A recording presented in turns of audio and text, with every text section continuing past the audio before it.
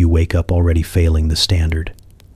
Not because you have done anything wrong, but because existing is an unfinished project here. Your face has not yet been corrected. Your hair has not yet been negotiated, and your body has not yet been reminded what it is allowed to mean. Morning light slips through a narrow window and lands on you like an accusation. Somewhere outside, a bell rings. Inside, the day begins its quiet audit of your worth. You do not wake up thinking about beauty the way people will centuries later. There is no self-expression, no confidence ritual, no idea of becoming your best self. Beauty is not aspirational here. It is preventative. It exists to stop rumors before they start, to calm priests before they stare too long, to reassure neighbors that you understand your place in the arrangement of things. Your body is not a canvas, it is a situation. You sit up and immediately notice the things that might cause comment. Skin too flushed from sleep suggests labor or indulgence. Hair falling loose implies carelessness or worse, intention. Even the way your shoulders slump could be read as defiance or weakness depending on who is watching. Nothing about you is neutral. Everything is evidence. Somewhere nearby, another woman is already awake and correcting herself. She rubs chalk into her face to soften its color, pulls her hair back hard enough to make her eyes look larger, less knowing. She does this without complaint, because this is not vanity. This is maintenance. The same way one tends a fire so it does not burn the house down, you tend your appearance so it does not invite commentary. You learn early that medieval beauty is about subtraction, less color, less shine, less presence. You are encouraged to look untouched by the world, even as the world uses you daily. A body that appears fragile is praised. A face that looks tired is trusted. Strength is suspicious unless it belongs to someone else. You check your hands. They tell stories you would rather keep private. Work leaves marks, and marks suggest class. Class decides how much beauty you are allowed to have. Too little, and you are careless. Too much, and you are accused of trying to climb out of your station with your cheekbones. Beauty is a narrow path, and the punishment for stepping off it is social exile, or at least a very loud whisper campaign. No one ever hands you a rule book. You learn the standards the way you learn the weather, by watching who gets praised and who gets corrected, by noticing which women are described as proper and which ones are described at all. You learn that looking healthy can be a problem. Looking joyful can be worse. A woman who looks too pleased with herself is assumed to be hiding something. You smooth your clothing, not because it is elegant, but because disorder invites interpretation. Fabric speaks here, colors speak, cuts speak. Silence is safer than explanation. Even the way you breathe can be misread if someone is already inclined to disapprove. Beauty routines are passed down like warnings. Do this, not that. Avoid attention, but do not look neglected. Look calm, but not vacant. Attractive, but never knowingly so. The goal is not admiration. The goal is acceptance. To blend into the idea of womanhood without ever becoming the subject of conversation. There is a strange comfort in how specific the expectations are. Exhausting, yes, but clear. You are not expected to be radiant or powerful. You are expected to be manageable. To look as though your body belongs not entirely to you, but to the order that surrounds it. When you succeed, no one says anything. Silence is the compliment. And yet, there is a constant tension humming beneath it all. The knowledge that no matter how carefully you correct yourself, something will always be slightly off. A curl that escapes, a shadow under the eyes, a laugh that lasts too long. You live with the understanding that perfection is not achievable by design. The rules exist so that you can be measured against them, not so that you can win. So you begin your day already adjusting, already aware. Beauty here is not about being seen. It is about not being singled out. And as you step into the morning, face carefully arranged, posture quietly obedient, You understand the unspoken truth of it all. You are not meant to shine. You are meant to fit. You learn quickly that the sun is not your friend. It is generous, free, and utterly disrespectful of social hierarchy. The sun does not care who your father is or how soft your hands are. It touches everyone equally, which makes it deeply untrustworthy. Pale skin, on the other hand, proves something important. It proves you belong indoors. Indoors means protected. Protected means valuable. Valuable means you are not expected to haul water, dig soil, or argue with weather for a living. So you avoid the light with quiet discipline. You walk close to walls. You pull hoods forward. You angle your body so the brightest parts of the day glance off you rather than settle in. You learn which streets hold shade longer and which hours are safest for errands. Noon is for people whose skin already tells a story you are trying not to share. Looking healthy here is a mistake. A rosy face suggests heat, exertion, and effort.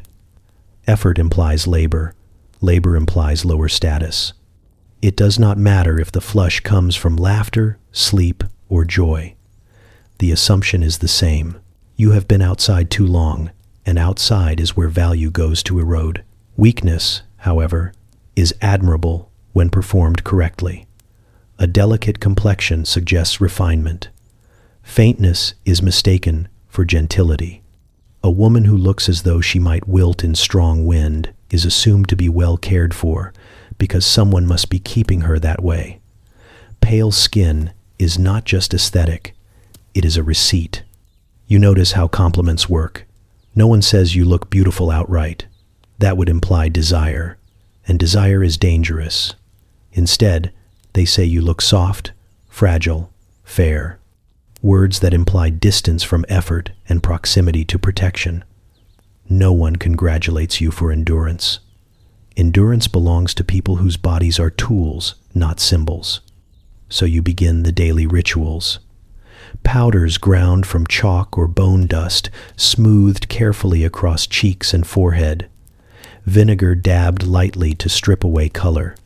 Sometimes flour, sometimes crushed shells, sometimes whatever pale substance is available that does not immediately cause alarm. You learn to smile through the faint itch, the dryness, the occasional stinging sensation that suggests this might not be entirely safe. Beauty is rarely discussed in terms of safety anyway. There is humor in how serious everyone is about it. You could survive a winter illness or childbirth, but heaven help you if you look sun-kissed. People would worry, not about your health, but about your circumstances. They would wonder what you had been doing, and more importantly, why no one stopped you. You watch women with darker skin work twice as hard to soften their appearance, knowing the rules were written without them in mind.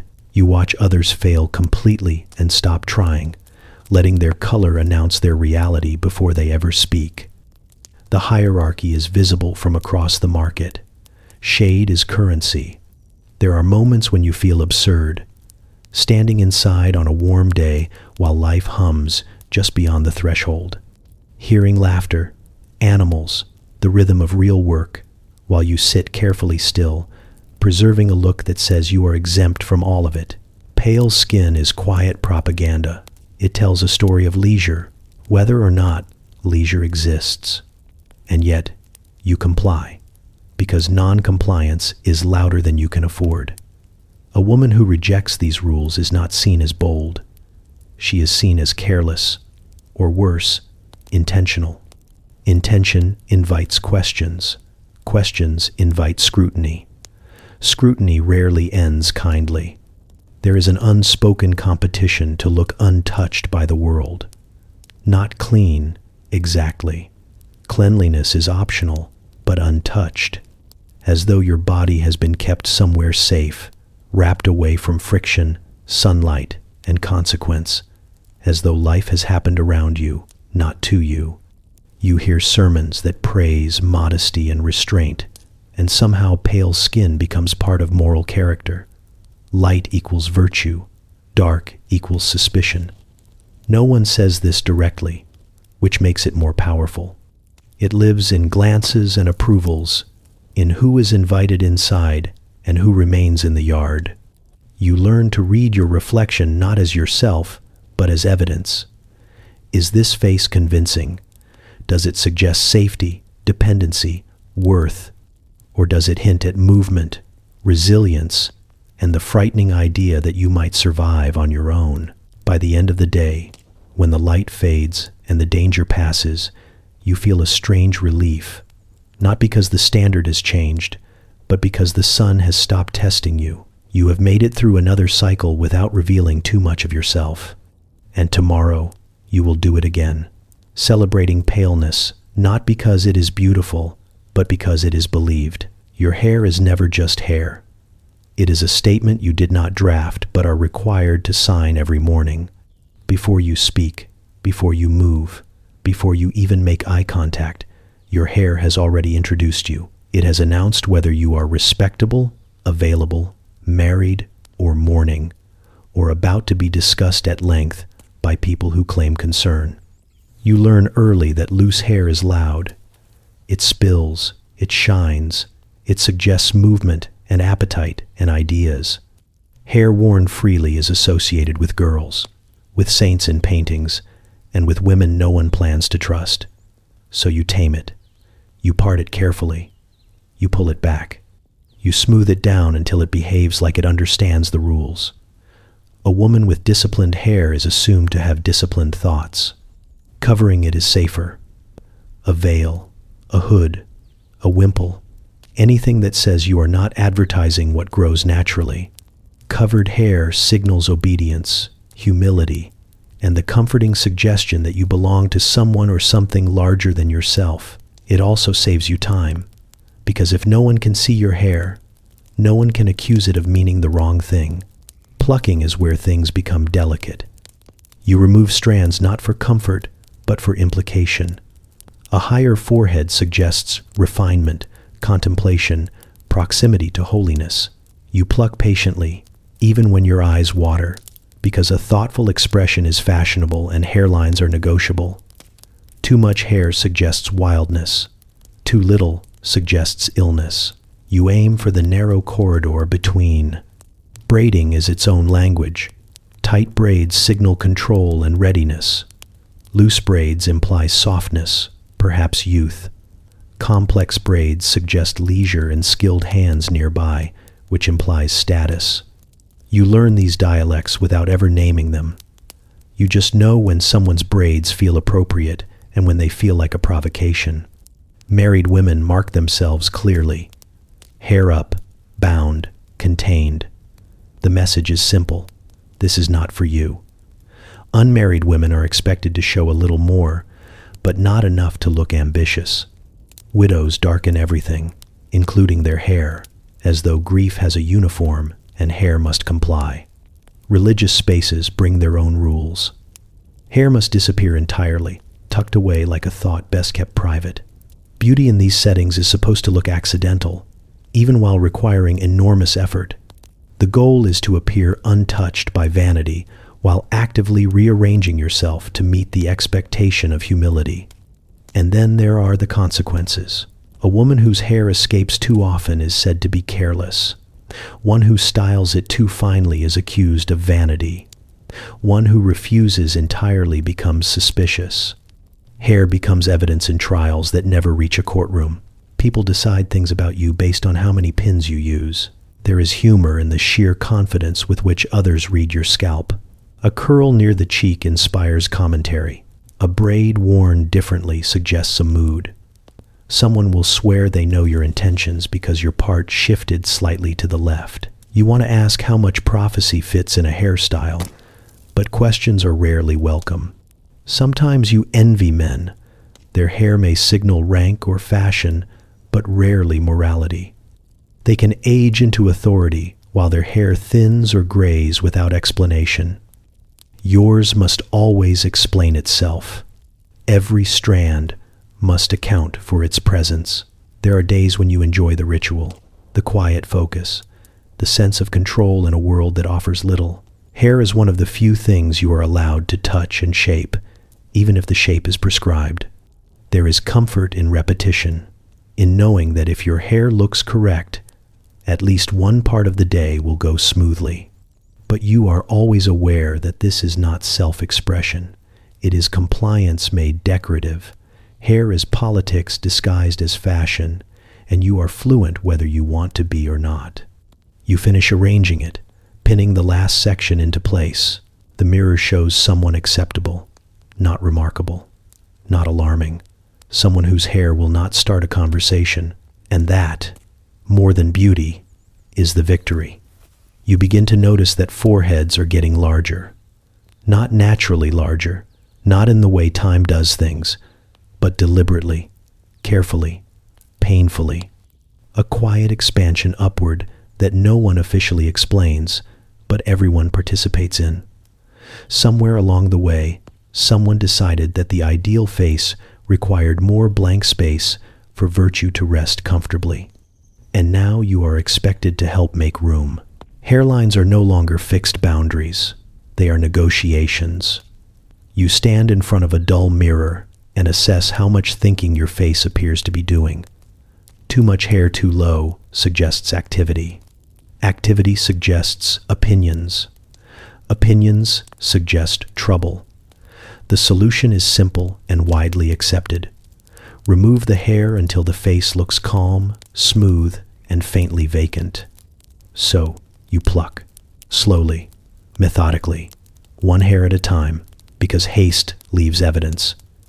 You feel the brief sting, the watering eyes, the tiny spark of irritation that you swallow immediately. Pain is part of refinement. If it hurt enough, it must be working.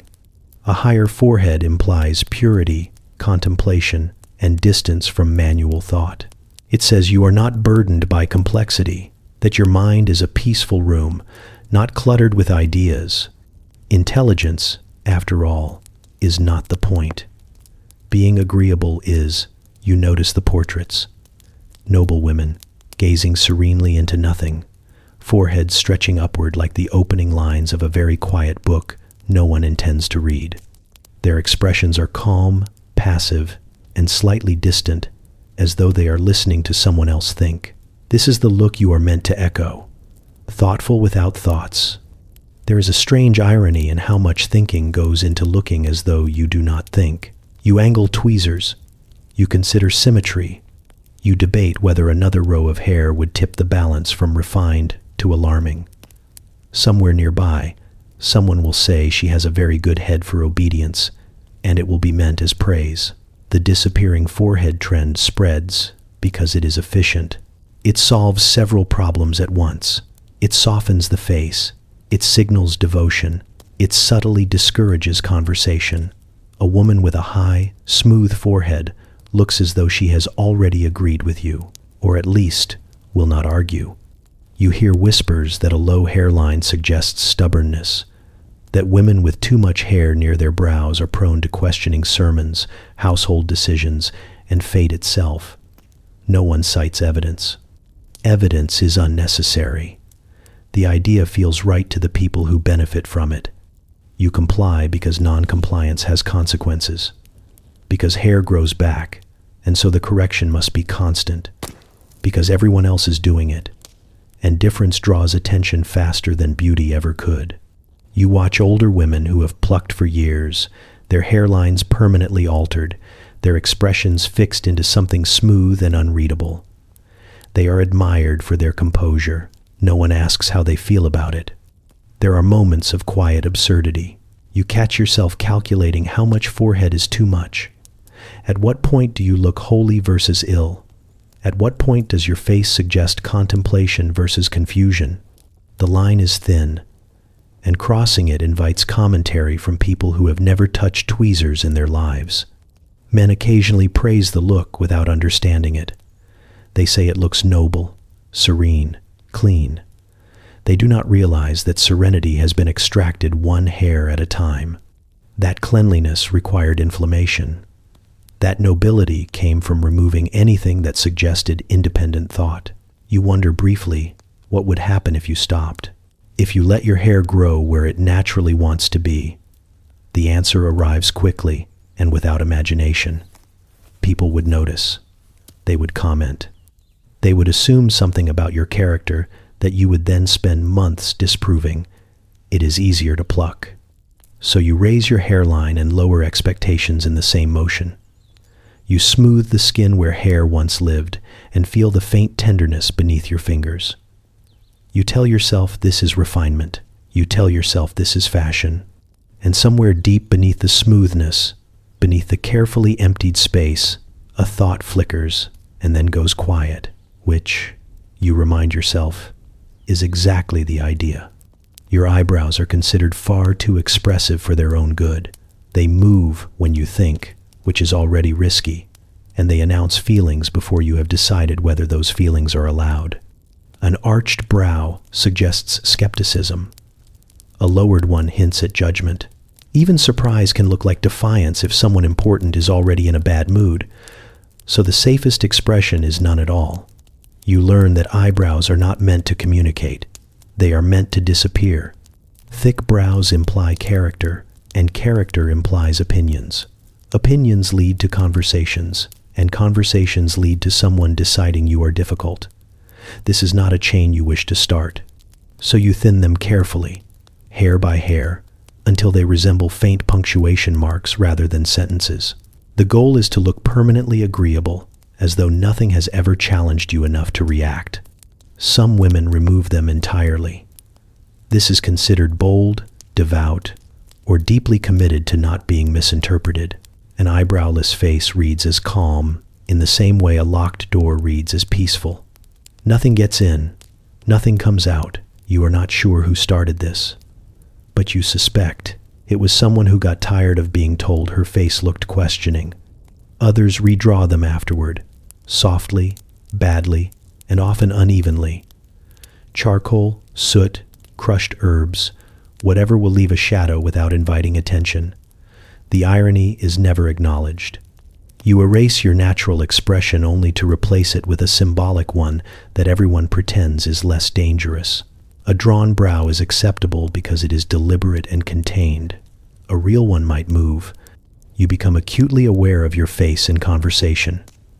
You practice keeping your brow smooth, neutral, obedient. It is exhausting work, like holding a smile in place for hours, except the smile is internal and the audience is imaginary. Still, you know someone is always watching, even when no one is. Eyebrows have been blamed for things they did not do. A raised brow has ended courtships. A furrowed one has sparked rumors. Someone once said you looked displeased during a sermon, and you spent the rest of the week wondering which muscle betrayed you. It might have been your brow. It is always the brow. Men comment on this with casual confidence. They say a woman looks nicer with softer brows, gentler brows, brows that do not interrupt the rest of her face. They never explain what interruption looks like, but you understand it instinctively. An eyebrow that suggests thought interrupts the illusion. There is a particular satisfaction in thinning them just enough, in achieving that barely there look that suggests tranquility without vacancy. You have learned to aim for harmlessness, a face that says nothing can be accused of nothing. You are not expressive, you are appropriate. Occasionally, you see a woman who refuses. Her brows are full, dark, and unapologetically present. She looks alert. People notice. They always do. They describe her as sharp, intense, difficult. They say it as though it explains everything. You watch her carefully, equal parts admiration and fear, because freedom here comes with a price. There is humor in how seriously this is taken. Entire reputations hinge on a few millimeters of hair above the eyes. Moral character is apparently stored in follicles. You imagine future scholars puzzling over it, wondering how civilization survived while policing eyebrows this closely. The maintenance never ends. Hair grows back, stubborn and determined, as though it has its own ideas. You pluck again. You redraw again. You correct the correction. It becomes routine, like prayer, except no one claims it saves your soul, only your social standing. At times, you forget what your face looked like before it learned restraint. before you trained it to stay neutral even when amused, confused, or quietly annoyed. You wonder whether your expressions would still feel like yours if you allowed them to exist.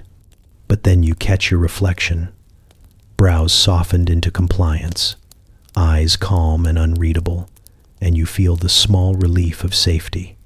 No one will accuse this face of thinking too loudly, and for now, that is enough. Your eyes are supposed to tell a very specific story, not alert, not dull, tired, but holy, soft with devotion, slightly dim with humility, and just glossy enough to suggest sensitivity without suggesting awareness. Bright eyes imply curiosity. Curiosity leads to questions. Questions lead to opinions. Opinions, as you have learned, are best kept invisible. So you aim for weariness, the kind that looks earned through prayer, not boredom, a faint heaviness at the lids, a distant softness in the gaze.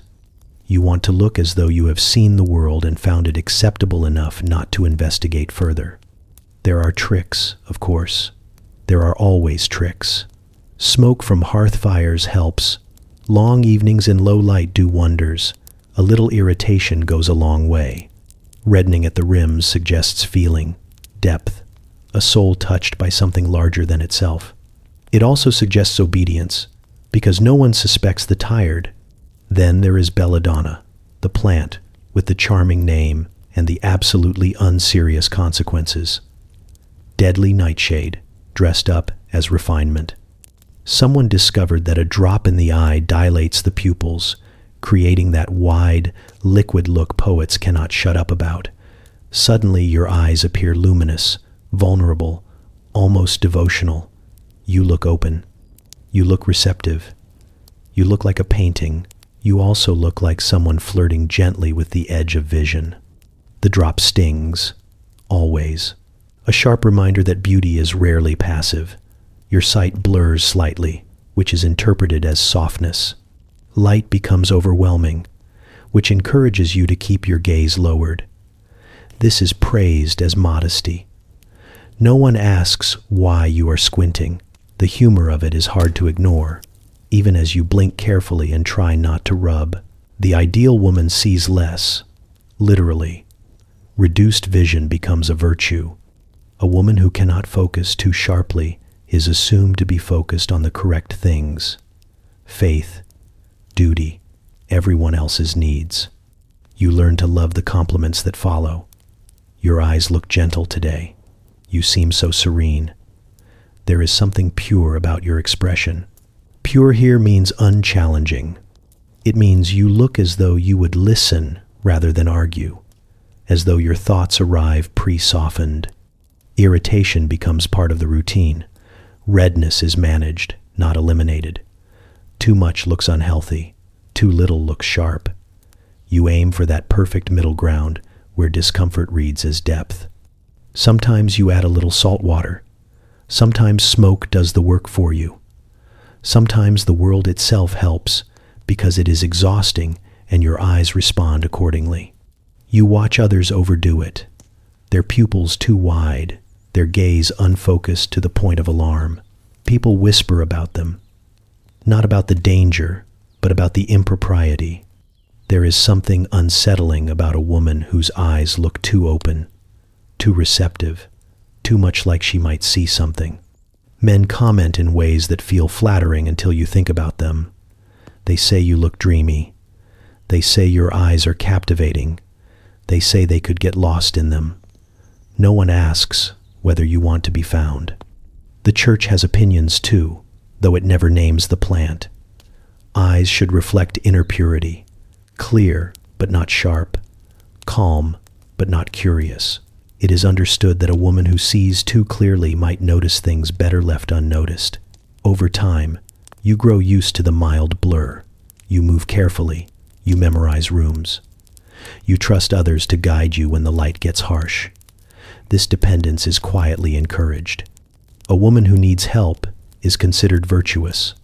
A woman who navigates confidently is considered suspicious. There are moments when you miss clarity, when you want to see the world without the soft haze, without the gentle narrowing of perception. You want to look directly at something and understand it fully. But that desire feels dangerous, almost selfish, so you blink slowly, eyes glossy and tired in the approved way. You lower your gaze at the right moments. You let the blur do its work, turning sharp edges into something manageable. And as the room softens around you, as faces lose detail and light becomes a suggestion rather than a fact, you realize the standard has been met. You look exactly as much as you are meant to see. You learn early that teeth are optional. Modesty is not. No one expects perfection when it comes to your mouth. Cleanliness is rare, dentistry is imaginative at best, and pain is treated as a personality flaw. Missing teeth are common, crooked ones even more so. A darkened tooth from old injury or infection is quietly accepted as part of being alive. What is not accepted is enthusiasm, so you smile carefully. A wide grin shows too much. It invites attention, commentary, and assumptions about your character. It suggests appetite, humor, and confidence. Confidence is a slippery slope. Today it is laughter. Tomorrow it is opinions. Better to keep your mouth closed, lips gently curved just enough to signal politeness without revealing inventory. You learn to smile the way people nod during sermons. Present, but restrained. Respectful, but not delighted. A woman who laughs openly is said to lack gravity. A woman who smiles too freely is said to lack sense. A woman who keeps her mouth composed is said to be well-bred, even if her teeth tell a more complicated story. Hygiene is a private struggle. You rinse when you can. You chew herbs that promise freshness and deliver disappointment. You rub cloth against enamel and hope for the best. The idea of white, uniform teeth belongs to another world entirely. Here, teeth are negotiable. Charm is not. You notice how compliments avoid specifics. No one praises your smile directly. They say you look pleasant, or agreeable, or mild. Words chosen carefully to avoid encouraging repetition. A beautiful smile might invite too much of it. Men comment in ways that sound harmless until you hear them often enough. They say a woman looks prettier when she smiles. They do not specify how much. They do not explain when. They never consider that smiling might be a risk calculation rather than a reflex. Because a smile can betray you. It can be misread as flirtation, as invitation, as encouragement. If something goes wrong later, someone will remember that you smiled. They will decide it meant something. You will not be asked what you intended. So you master restraint. You keep your lips closed during laughter. You lower your head when amused. You let humor pass through you quietly, like a thought you decide not to finish. It is safer that way. There is humor in how flexible standards become when convenience demands it. A powerful woman's missing tooth becomes charming. A wealthy man's crooked smile becomes distinguished. But a woman of modest standing is expected to compensate. If your teeth are imperfect, your demeanor must be flawless. You learn which angles are kindest, which expressions soften shadows, which moments require stillness. You become acutely aware of your mouth as an instrument that must be tuned to the room, not too silent, not too expressive, never revealing more than necessary. Sometimes you catch your reflection mid-smile and feel a flash of something close to joy. Then you remember where you are and who might see it. The smile fades into something neutral, something safe. Modesty is praised constantly, but never defined clearly. It lives in implication, in restraint, in the absence of things, absence of noise, absence of appetite, absence of visible pleasure. A modest woman does not draw attention to herself, even when amused, especially when amused. You watch women who forget this, who laugh openly, teeth flashing, joy unfiltered. People describe them as lively at first, then as careless, then as trouble. The transition is quick and rarely acknowledged. So you keep your joy small. You smile with your eyes, when possible, when your eyes are behaving. You let warmth exist without showing its source. You practice the art of being pleasant without being memorable. At night, alone, you let your face relax. You stretch your mouth, feel the ache of holding it in all day. You smile without measuring, without calculation. It feels unfamiliar, like a language you once spoke fluently and then abandoned. In the morning, you will compose yourself again. You will choose modesty over charm, caution over delight. You will keep your teeth mostly to yourself, and the world will call you proper, which is the closest thing to praise it offers. Your body is expected to speak before you do, and it must say the correct things. It must suggest virtue without advertising desire, restraint without stiffness, softness without invitation. Every curve is interpreted, every movement translated. You do not simply exist in your body here, you perform it. Posture becomes a moral exercise. You learn to stand straight but not proud, relaxed but not loose. Shoulders back enough to show discipline, never far enough to imply confidence. A slouch suggests laziness. A sway suggests appetite. Even the angle of your head matters. Too lifted looks challenging. Too lowered looks suspiciously theatrical. You aim for neutrality, which is somehow the most exhausting position of all. Curves are treated like dangerous punctuation. A waist too defined invites commentary. A chest too visible invites speculation. A body too straight invites concern. You are expected to imply fertility without acknowledging it, attractiveness without intention. Clothing helps with this, but only if worn correctly. Fabric is there to negotiate your shape, not reveal it. You lace, bind, layer, and smooth until your silhouette becomes socially acceptable rather than anatomically honest. Movement is where things get especially delicate. You are watched when you walk, when you sit, when you bend to pick something up. Too fast looks nervous. Too slow looks indulgent. Swinging arms suggest freedom. Stillness suggests virtue. You learn to move as though you are aware of being observed even when you are alone, because habits form quickly and reputations form faster. There is an entire vocabulary built around how women carry themselves. She moves well. She carries herself properly. She has a good presence. None of these phrases explain what they mean, but you understand them immediately. They mean she takes up the correct amount of space, no more, no less.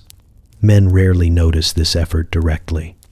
They comment on the result, not the discipline behind it. They say a woman looks graceful, without realizing grace here is a controlled burn. They say she looks composed, without understanding the constant calculation required to remain so. Composure is not calm. It is vigilance.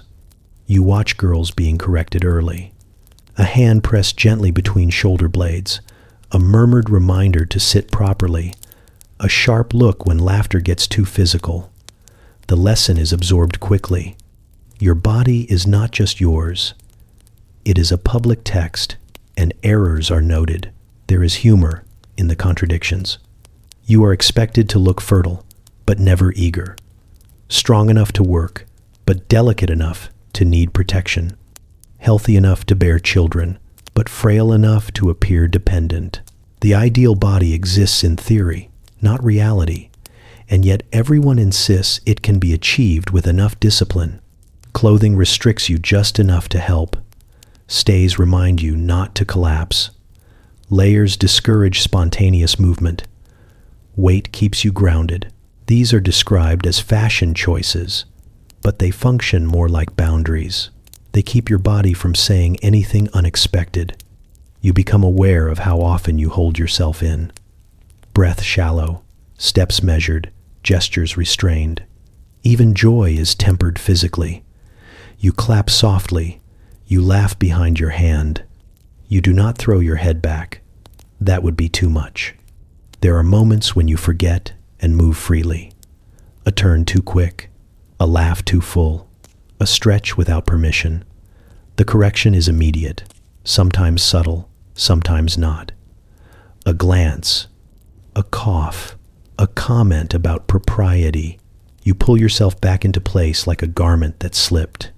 Virtue, you learn, is visible. It is read in stillness, in moderation, in the absence of excess. Desire, on the other hand, is assumed to leak out through bodies that are not properly managed.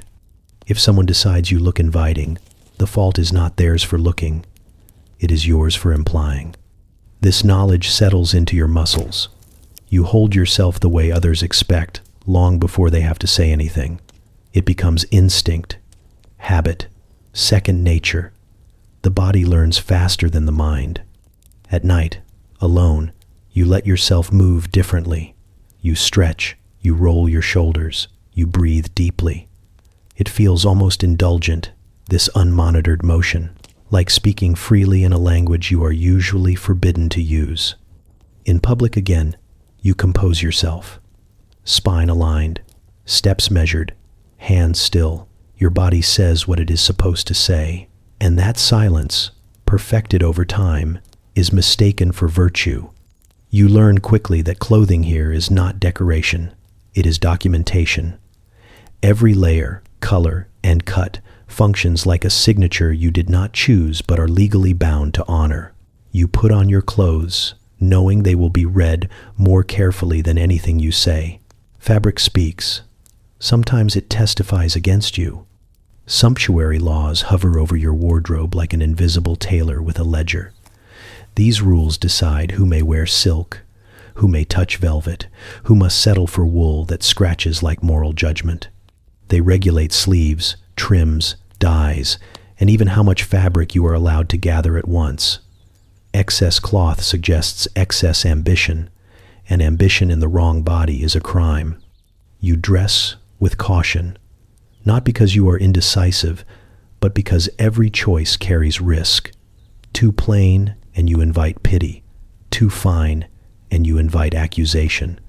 You learn to aim for adequacy, which is a moving target that depends on who is looking and how threatened they feel that day. Colors are especially dangerous. Bright hues are reserved for people who can afford to be seen. Reds, purples, and deep blues whisper of wealth, influence, and proximity to power. On you, they would shout presumption. So you stay muted. Earth tones, faded shades, colors that suggest you belong exactly where you are. There is humor in how seriously this is enforced. Someone can steal bread and be pitied. Someone can wear the wrong trim and be punished. Clothes, after all, threaten the social order more efficiently than hunger ever could. A woman who looks like she does not know her place makes everyone uneasy. You hear stories of inspections, of officials measuring hems and counting buttons, of fines issued not for indecency, but for optimism. Someone wore fur she did not inherit. Someone wore silk she did not marry into. Someone dressed like her life might improve, and the law took offense. You learn to recognize the approved silhouettes of your station, the shapes that say you are compliant, that you understand hierarchy. Clothing is how society reassures itself that nothing is changing too quickly. When you dress correctly, you are telling everyone that you agree. Men have more room to experiment. Their excess is framed as authority. Yours is framed as aspiration. Aspiration is dangerous because it suggests dissatisfaction, and dissatisfaction spreads. You fasten your garments carefully, not tightly enough to suggest vanity, not loosely enough to suggest neglect. Everything must look intentional without appearing chosen. The ideal outfit looks like it assembled itself through tradition alone. There are moments when you admire the craftsmanship, the skill in the stitching, the patience in the weaving. Clothing is labor made visible, even when the law insists it should only signal rank. You wonder how many hands touched this fabric, and how many lives were folded into it before it reached you. You also learn how people look at you differently depending on what you wear. A slightly better cloak earns a longer glance. A cleaner dress earns a sharper one.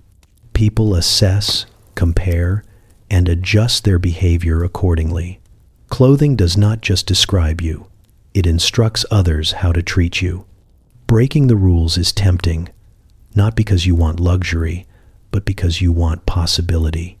A finer fabric feels like permission. A brighter color feels like air. But the consequences are swift and educational. You are reminded that clothing is not about comfort. It is about containment. So you comply. You choose what you are allowed. You avoid what you desire.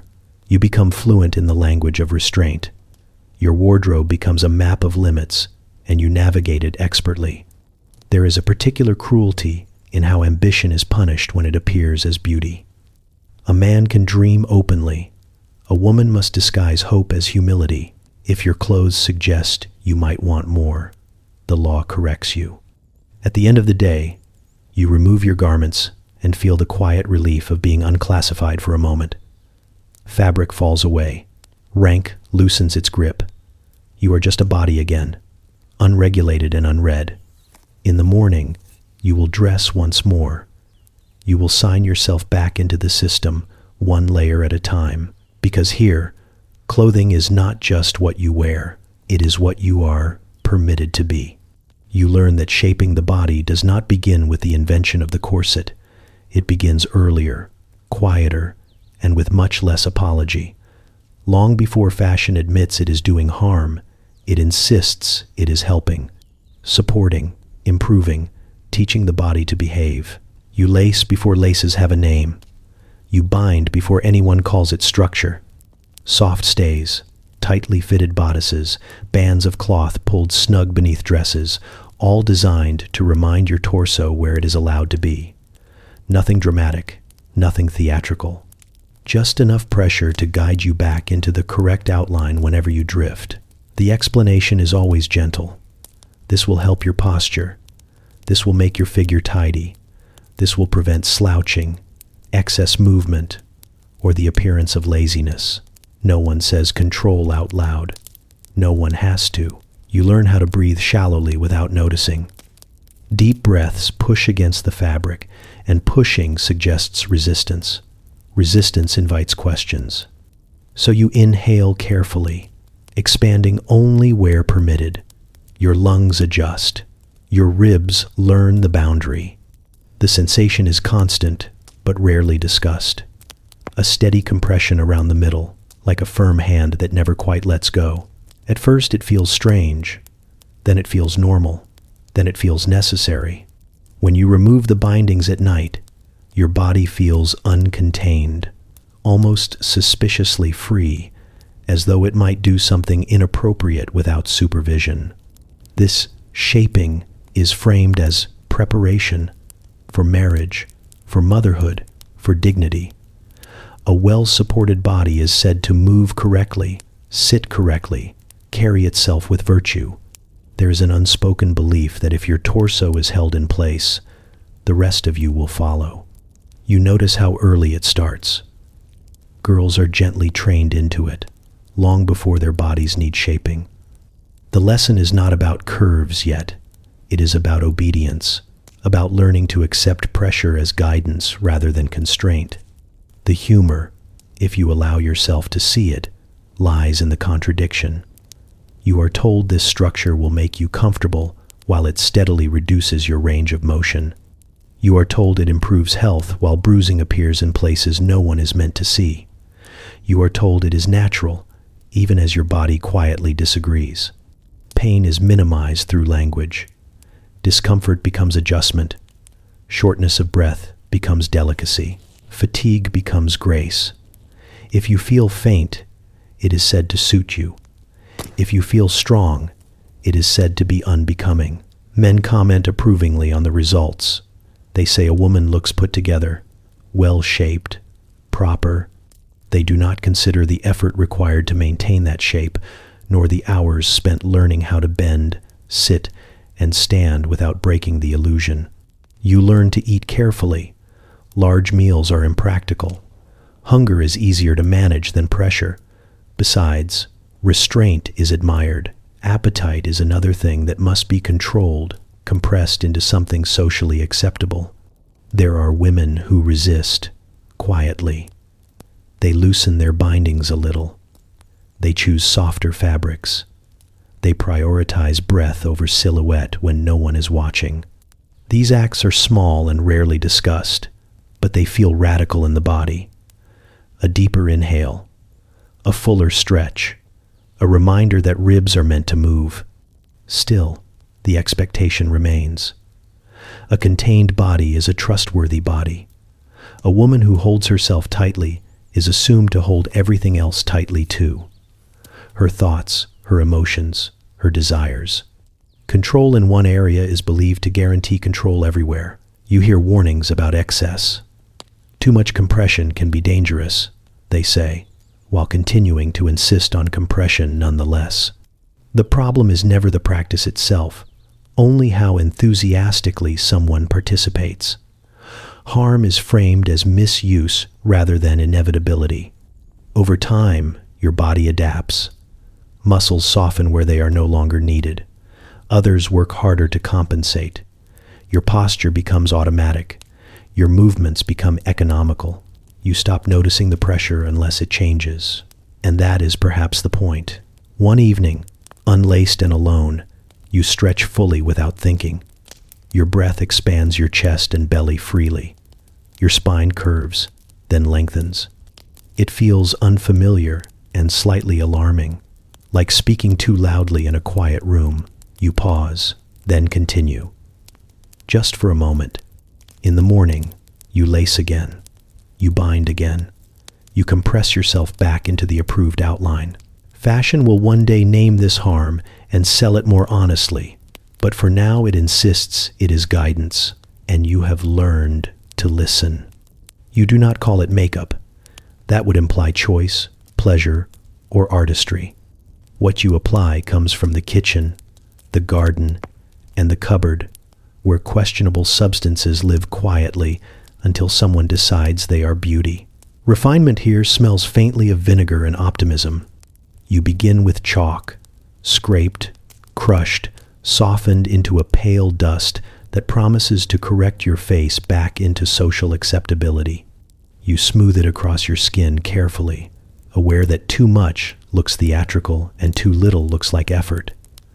The goal is absence, absence of color, absence of vitality, absence of any suggestion that blood circulates with enthusiasm.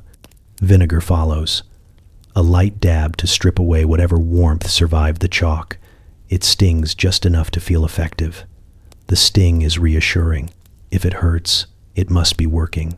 No one expects comfort from beauty, only compliance. For color, because you are not meant to look deceased, only restrained, you turn to berries. Crushed fruit pressed into lips and cheeks with careful restraint, a suggestion of life rather than a declaration of it. Too much red is vulgar. Too little makes people worry. You aim for the look of someone who might blush accidentally, not on purpose. Everything must look unintentional, even though it takes time, practice, and a surprising amount of chemistry. A refined face is supposed to appear untouched, as though virtue alone arranged it overnight. The labor must remain invisible, or it defeats the point. Then there is lead, white lead, ceruse. The substance everyone knows is dangerous, but everyone uses anyway because it works. It smooths, it brightens, it hides. It also slowly poisons. But that part is spoken of quietly, like a rumor you are not supposed to repeat. Besides, danger is acceptable when wrapped in approval. You hear the warnings in half sentences. Don't use too much. Not every day. Only when necessary. Necessary here means whenever you leave the house. The logic holds as long as no one examines it closely. There is a strange intimacy to these rituals. You lean close to a mirror that barely reflects. You feel textures change beneath your fingers. You smell sharpness, sweetness, metal. Your face becomes a project you work on silently, hoping the result reads as effortlessness rather than anxiety. Men comment on the outcome with misplaced confidence. They say you look fresh, natural. They praise the illusion while distrusting the reality. A woman who looks too intentionally adorned is accused of deception. A woman who looks perfectly pale and softly colored is praised for her simplicity. Simplicity, you have learned, requires supplies. The pantry becomes a cosmetic cabinet. Flour, chalk, egg whites, honey, rose water when available. Nothing is designed for skin, but everything is pressed into service. You learn what irritates, what soothes, what lingers too long. You trade recipes quietly with other women, framed as household advice rather than beauty strategy. There is humor in the improvisation. Civilization has reached cathedrals and legal codes, but skincare remains experimental. Someone always knows someone who swears by a new mixture. Someone always pays for it later. Still, the cycle continues. You are careful with your eyes. Belladonna has already taught you caution. Around the eyes, you keep things light. Soot for definition applied sparingly.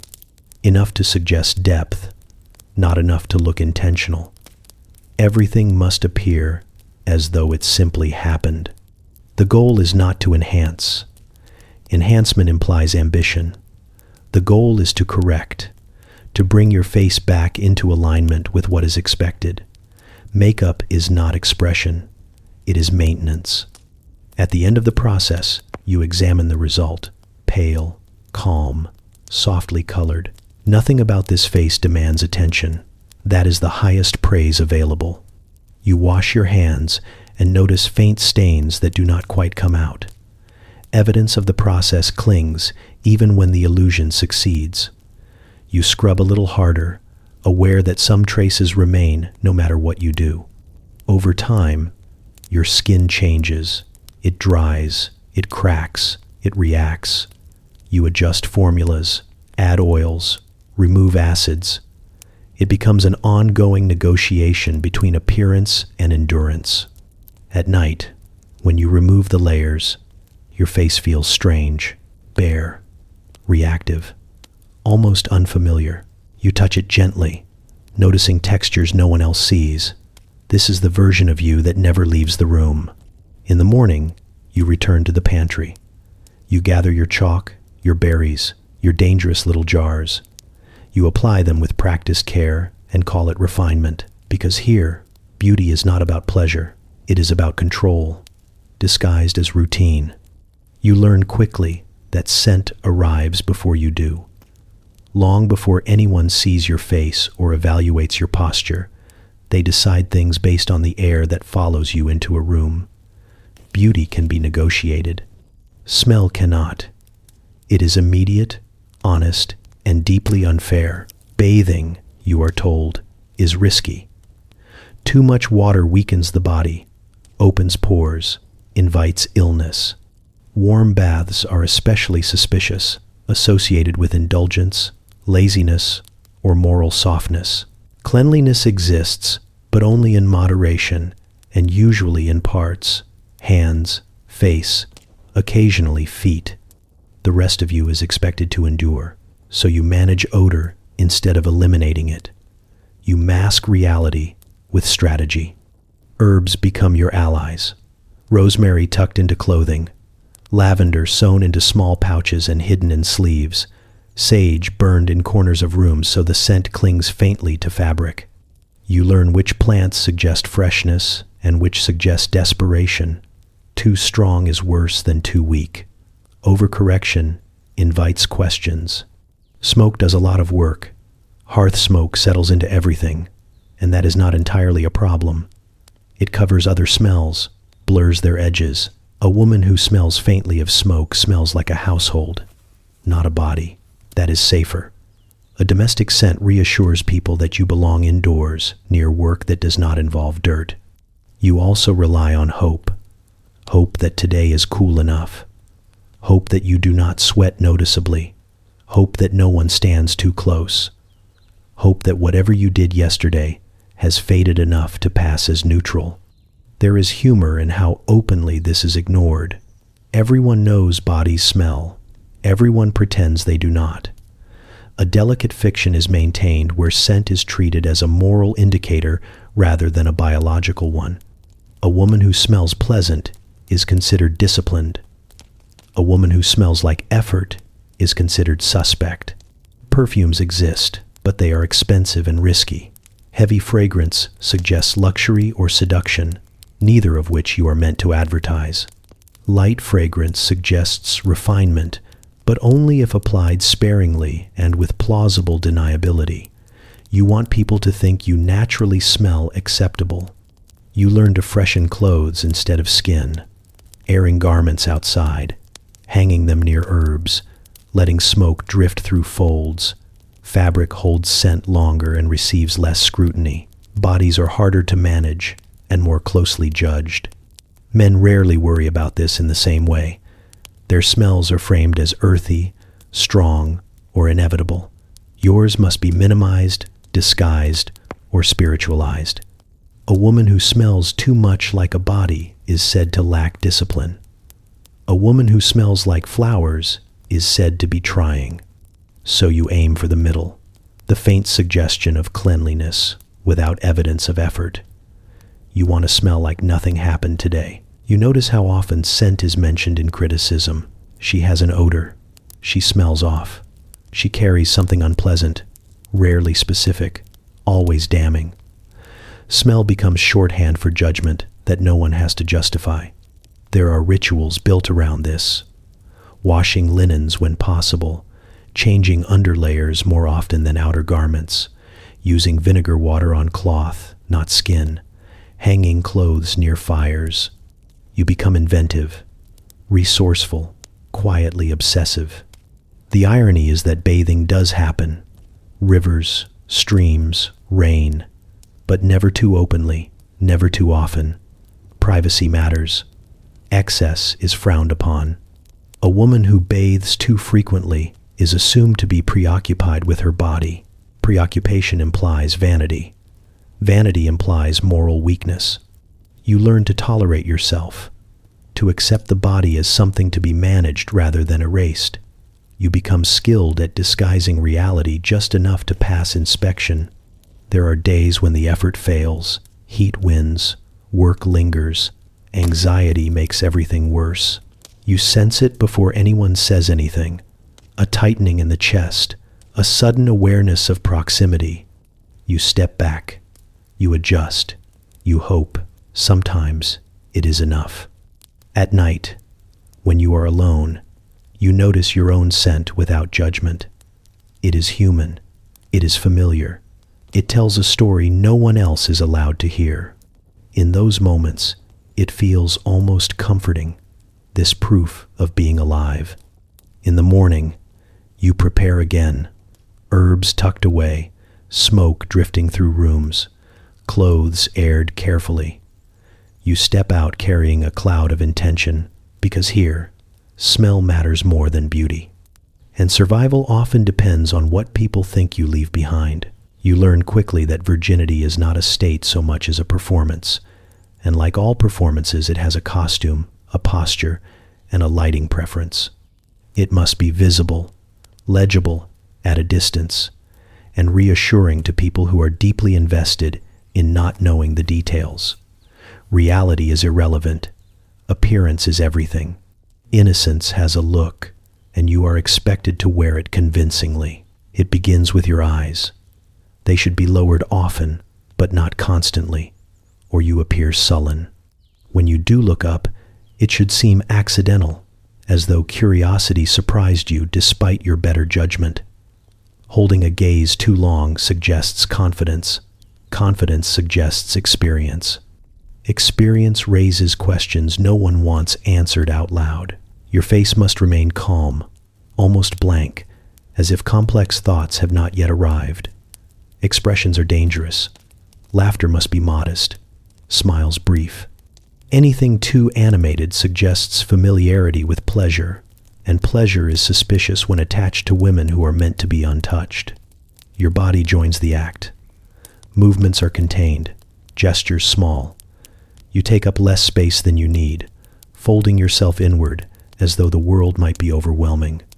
A woman who moves confidently through a room is assumed to have learned how, and learning is rarely credited to observation alone. Clothing helps.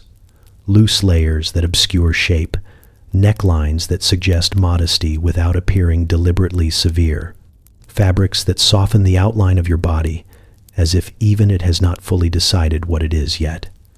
You are dressed like potential, not fact. Hair is arranged carefully. Too elaborate suggests attention. Too simple suggests neglect. The ideal is effort that looks like accident, a style that implies someone else arranged it for you, preferably an older woman with authority and moral concern. Speech matters as much as silence. You are expected to ask questions, not answer them, to express uncertainty even when you know, to let others explain the world to you as though it is new. Knowing too much is its own kind of evidence. The irony is that everyone understands this performance exists. Mothers teach it, aunts reinforce it. Older women correct it gently, sometimes with sympathy, sometimes with sharp efficiency. They do not question the system. They simply pass along the choreography. Men consume the performance eagerly. They claim to value purity, but what they respond to is the illusion of it. The visible absence of knowledge comforts them. It reassures them that power will flow in the correct direction. There are moments when reality presses against the costume.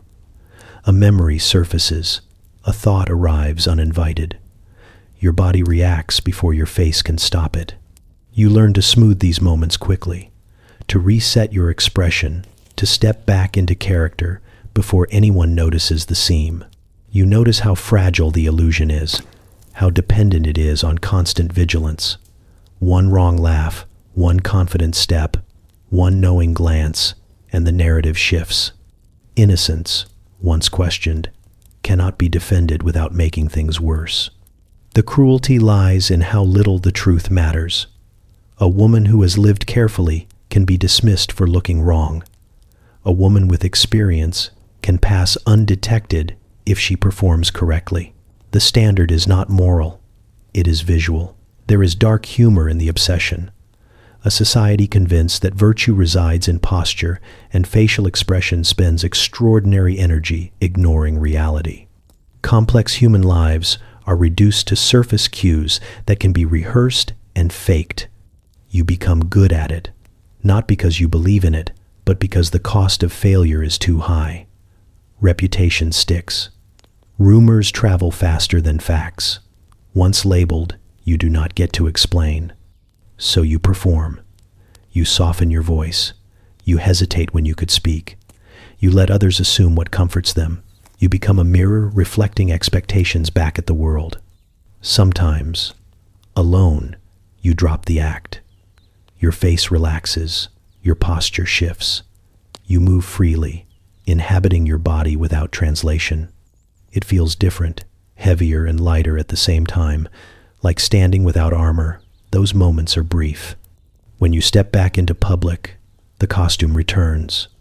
The careful eyes, the contained movements, the visible innocence that may or may not align with anything real. Because here, virginity has a look, and you have learned how to wear it, whether it belongs to you or not. Marriage changes your face before it changes your name. Not dramatically, not all at once, but in small, unmistakable adjustments that everyone notices and no one explains directly. The world begins to read you differently, and you are expected to help it along. The shift starts immediately. Your hair is arranged with new intent. Styles that once suggested youth or possibility are quietly retired. Married hair is controlled hair, covered more often, pulled back, secured. Loose strands become suspicious now, associated with carelessness or invitation. You learn quickly that what once looked romantic now looks irresponsible. Your clothing follows suit. Colors soften or darken depending on region, but they always settle into something steadier, less playful, less experimental. Necklines rise a little. Sleeves lengthen. The goal is not to disappear, but to signal resolution. You are no longer a question mark. People look at you longer, but with different eyes. The curiosity is gone, replaced by assessment. They search your face for signs.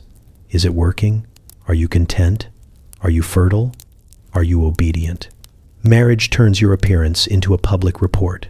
Your body is expected to change, and quickly. Any softness is watched with interest. Any delay invites commentary disguised as concern. You learn that your face should carry a certain fullness now, a softness that implies readiness. Too thin looks anxious. Too robust looks indulgent. The correct balance is assumed to be both natural and mandatory. Makeup adjusts. Youthful brightness is toned down. The goal shifts from charming to respectable. Cheeks are colored carefully, lips subdued. You are meant to look healthy, not tempting, attractive, but no longer available for speculation. Your expressions are policed differently. Smiling too much seems foolish. Smiling too little seems ungrateful. A married woman should look settled, as though her internal weather has stabilized. Emotional extremes are interpreted as marital commentary, whether you intend them to be or not. There is an odd pressure to look owned without looking oppressed. Your appearance should suggest belonging, not captivity. This is a narrow line, and stepping wrong in either direction attracts attention. A woman who looks too joyful is assumed to be frivolous. A woman who looks tired is assumed to be failing. Your posture changes. Shoulders held differently, head angled just so. You are expected to move with purpose now, not curiosity. Wandering suggests dissatisfaction. Hesitation suggests doubt. Confidence is acceptable, but only when it appears borrowed from your husband rather than generated internally. People speak to you differently as well. Compliments shift in tone. You are praised for being suitable, well-matched, properly kept. No one comments on your individuality anymore. They comment on the success of the arrangement. There is humor in how quickly this happens. One day, your face is potential. The next, it is property adjacent. The transformation is subtle enough to deny and obvious enough to enforce. You did not change overnight, but the rules did. You become aware of mirrors again, not out of vanity, but vigilance. You check yourself for signs you are expected to display. Calm, health, agreement, the absence of visible conflict. Your face becomes a mediator between your internal life and public expectation. On difficult days, the effort feels heavy. You adjust your expression before entering rooms. You rehearse neutrality. You smooth away irritation before it can be interpreted as rebellion. The smallest crease of frustration feels dangerous. On good days, the performance is easier. You move through the world with practiced assurance. You look like what you are supposed to be, and people respond with approval that feels almost like relief. Everyone prefers a story that makes sense. At night, when you are alone, your face relaxes, lines shift, muscles release. You look like yourself again, briefly, before the morning resets the expectations. This private version is not meant to be seen, but it exists all the same. Marriage does not erase you.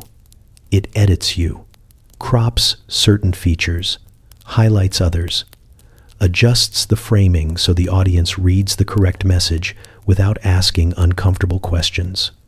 By now, you understand the language well enough to speak it fluently. You arrange your hair, you choose your colors, you shape your expressions, you let the world see what it expects, because marriage rewrites your face, and once rewritten, it is expected to stay in character. Pregnancy arrives like a public announcement written on your body before you have time to decide how you feel about it.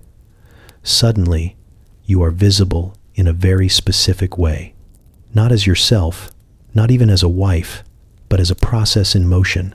People look at you and see a future rather than a person, and they react accordingly. Your body becomes ceremonial. Every change is interpreted as meaningful. The swelling, the softness, the slowed movement. All of it is praised as though it were intentional, as though you woke up one morning and chose transformation for the good of society. You are told you glow. This glow, you learn, is a polite term for exhaustion combined with expectation. Your face is watched closely. Any fullness is celebrated. Pallor is excused. Fatigue is reframed as devotion. You are allowed to look unwell now, but only in a way that reinforces sacrifice. Suffering becomes aesthetic when it serves a purpose. Strangers comment freely. Women nod knowingly. Men avert their eyes or stare too long. Everyone feels entitled to an opinion because your body is no longer considered private. It is a communal project, and you are merely hosting it. Clothing shifts again. Loose garments that once suggested modesty now suggest fertility. Your shape is meant to be obvious but not provocative. Hidden but not denied. You are wrapped in fabric that announces your condition without revealing too much detail, as though mystery preserves dignity. You are praised constantly, but rarely addressed directly. Compliments float around you rather than landing on you. Strong, brave, blessed. None of these words require you to respond. They are not meant for conversation. They are meant for approval. At the same time, you begin to disappear. Conversations move past you toward the future you carry. People ask about the child before they ask about you, if they ask at all. Your preferences, your comfort, your opinions fade into background noise beneath the louder narrative of creation. There is a strange double vision at work. You are elevated and diminished simultaneously, treated as precious and expendable, fragile and resilient. Your body is admired, but your autonomy is quietly set aside. Humor creeps in whether you invite it or not. You notice how quickly beauty standards forgive things they once condemned. Slowness becomes endearing. Weight becomes honorable. Messiness becomes natural. All the rules bend, but only temporarily. Everyone knows this grace period will end. You are allowed to look tired now, but not unhappy. You are allowed to complain a little, but not too much. Gratitude is expected to outweigh discomfort at all times. The narrative demands it. Your face is interpreted constantly. If you smile, you are glowing. If you do not, you are worrying. If you look calm, you are serene. If you look tense, you are ungrateful. There is no neutral expression left available to you. Other women watch with complicated eyes. Some offer genuine support. Some offer caution, disguised as advice. Some measure themselves against you quietly, tallying years, losses, hopes. Pregnancy makes you symbolic, whether you want to be or not. Men grow oddly reverent or deeply awkward. Some treat you like porcelain, others like furniture. Desire becomes inappropriate. Attention becomes clinical. You are no longer meant to be seen as attractive, only admirable. Beauty is allowed, but only the kind that does not invite action. Your body is discussed as though it belongs to time rather than you. What will happen? What should happen? What must happen? You are a timeline now, not a person moving through days. There are moments of genuine wonder, small, quiet ones, sensations that feel ancient and intimate. These moments belong to you alone, but they are brief, easily overshadowed by commentary and expectation. When you catch your reflection, you barely recognize the version of beauty being praised. It is softer, heavier, slower. It feels borrowed, temporary, like a costume you did not choose but are required to wear with grace. You understand now that this is a phase, and everyone knows it. The kindness has an expiration date. The admiration will shift. The body that is celebrated today will soon be evaluated again under harsher rules. For now, you are praised, pitied, and erased all at once, and you learn that even at your most visible, it is possible to feel quietly unseen. You notice the shift before anyone names it, a look that lingers a fraction longer, a compliment that sounds like reassurance, a suggestion offered as kindness that feels suspiciously like correction. Aging does not arrive as a birthday. It arrives as judgment. Your face becomes evidence. Lines are no longer neutral markers of time, but clues in a case people think you mishandled. A crease near the mouth means you laughed too freely. A line between the brows means you worried without permission. Softening around the eyes means you stayed awake thinking when you should have been resting quietly and trusting the world to behave. Wrinkles are treated like confessions. Each one is assumed to reveal a choice you made wrong: not sleeping enough, smiling too much, frowning too often, existing too intensely. Time is absolved of responsibility. You are blamed instead. People begin to speak in suggestions. Have you tried this ointment? Have you thought about covering that? You look tired becomes concern rather than observation. The implication is always the same. If you had managed yourself better, this would not be happening. Your hair is inspected closely now. Gray is not simply gray. It is read as surrender. Leaving it visible is considered either brave or careless, depending on who is watching. Covering it is considered sensible but slightly desperate. There is no winning choice, only commentary. You are encouraged to age gracefully, which is a phrase that means quietly and apologetically. Grace here does not mean confidence. It means not making anyone uncomfortable with the reality of time.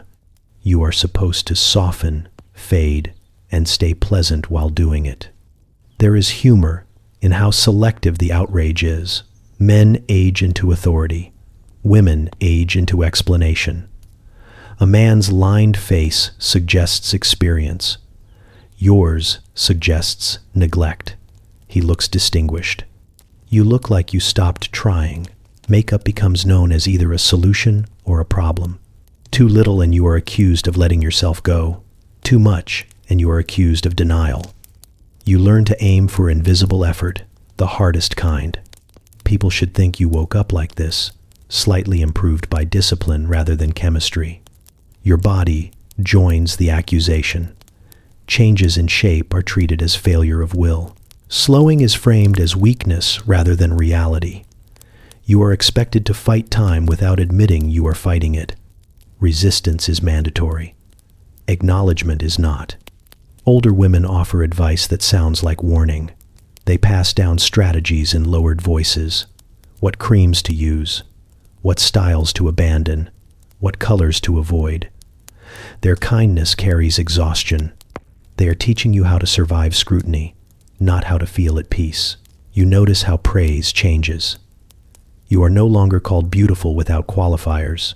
It becomes you look good for your age, a phrase that lands like a polite insult. Your value is measured against decline rather than presence. The mirror becomes complicated.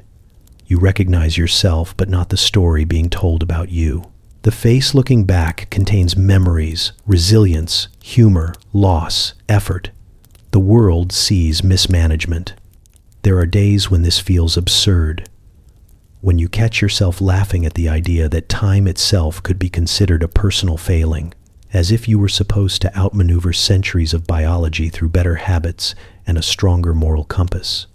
Other days it feels heavy. You pull your face into acceptable expressions. You consider covering what has arrived naturally. You weigh the cost of resistance against the cost of acceptance. Both require effort. In private moments, you touch the lines gently. They feel familiar, earned. They trace moments that mattered. Long conversations, hard days, deep laughter. You understand them in ways no one else can. In public, you adjust. You soften lighting. You choose fabrics that flatter rather than reveal. You manage impressions carefully, because the world is not kind to women who refuse to apologize for time. The deepest cruelty is not the expectation to stay young. It is the suggestion that aging reflects character, that the passage of years reveals flaws rather than survival. Still, you keep going. You keep showing up with a face that tells a story no one asked to hear, but everyone insists on judging. You learn to hold yourself with quiet defiance, even when dressed as compliance. Because here, Aging is treated as a moral failure, and every day you exist anyway is a small, unacknowledged victory. Widowhood does not arrive gently. It arrives like a door closing that everyone hears but pretends not to. Overnight, your body changes meaning again, and this time the shift is sharper, cleaner, and strangely irreversible. Your clothes darken first. Color drains away as if grief itself has a dress code. Blacks, deep browns, heavy grays, fabrics thicken, shine disappears. You are wrapped in seriousness, and no one questions it. Mourning gives you a uniform, and the uniform gives you permission to withdraw from performance. Your face follows. People stop expecting softness. Smiles are no longer required.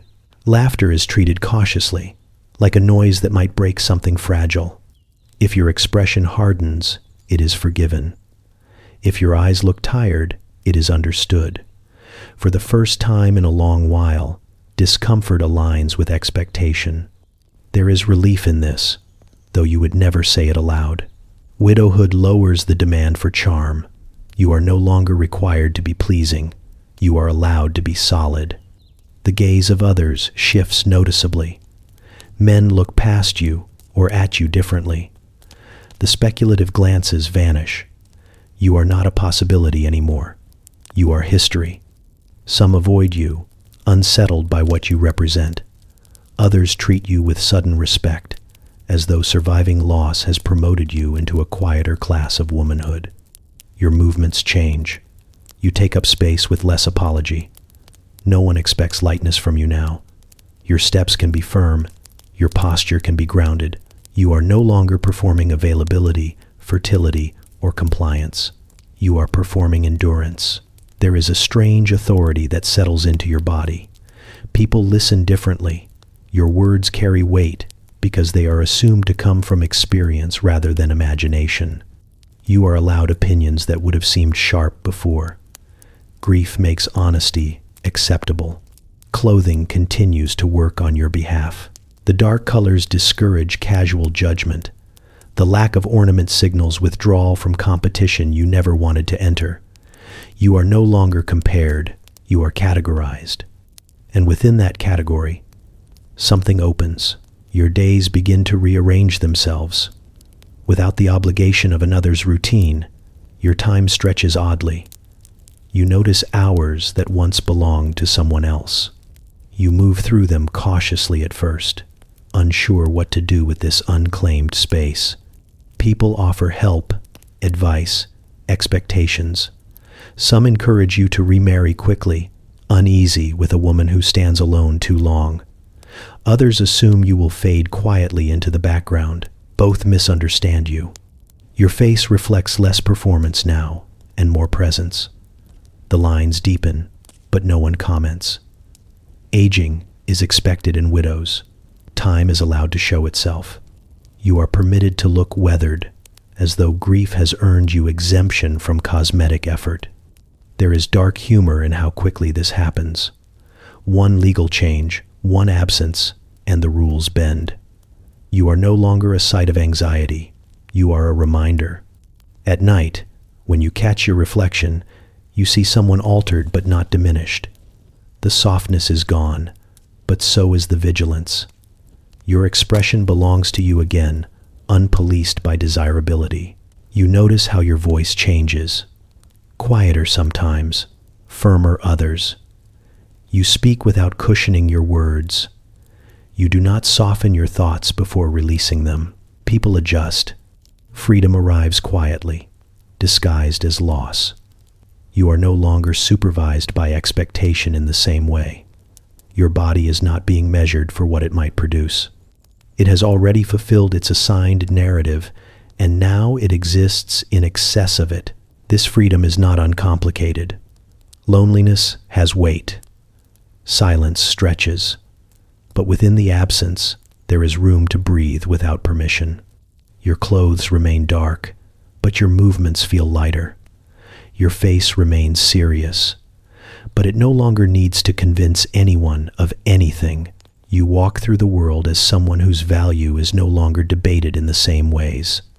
Widowhood changes everything, not because it takes something from you, but because it removes the demand to give. You learn that beauty is not a universal language, it is a dialect, and class decides which words sound charming and which sound like crimes. The same face can be forgiven or condemned depending entirely on who owns it. Your hands are the easiest example. Rough skin tells a story whether you want it to or not. On a peasant, rough hands mean labor, and labor means necessity, and necessity means you failed to stay ornamental. On a noblewoman, roughness is rebranded as quaint. She gardens, she rides, she is delightfully unspoiled by idleness. The texture is identical. The interpretation is not. You notice this pattern everywhere. Sun-darkened skin on the poor suggests exposure and fatigue. On the wealthy, it becomes a hint of leisure, proof that she has estates to stroll through and time to spend outdoors for pleasure rather than survival. The sun does not discriminate, but society does. Teeth tell the same story. Crooked or missing teeth on the lower classes are read as neglect, ignorance, or moral laxity. The same imperfections on nobility become character, a charming gap, a roguish smile, evidence that she is real, not overly polished. Reality is endearing when it is optional. Hair follows suit. Wind-tangled hair on a working woman is slovenly. On a lady, it is romantic. The same loose strands that get you scolded are praised on someone else as effortless beauty. Effortlessness, you learn, is expensive. Even posture is judged through this lens. A straight back on a noblewoman is dignity. A straight back on a peasant is defiance. Slouching on the poor is laziness. Slouching on the rich is nonchalance. The body cannot win when it is read through hierarchy. You begin to understand that flaws are not really flaws. They are raw material. Class decides whether they are sanded down or framed and admired. There is dark comedy in how openly this is acknowledged without ever being admitted. Everyone knows the rules. No one names them. You are told to improve yourself without ever being given access to the version of improvement that forgives imperfection. Cosmetics behave the same way. Heavy makeup on a noblewoman is indulgence, even art. On a peasant, it is vulgar. Bare skin on the wealthy is confidence. Bare skin on the poor is neglect. The face itself is secondary to the story attached to it. You hear phrases like natural beauty spoken with reverence, but only when the speaker assumes comfort behind it. Natural beauty is only praised when it is clear that artifice is available but unnecessary.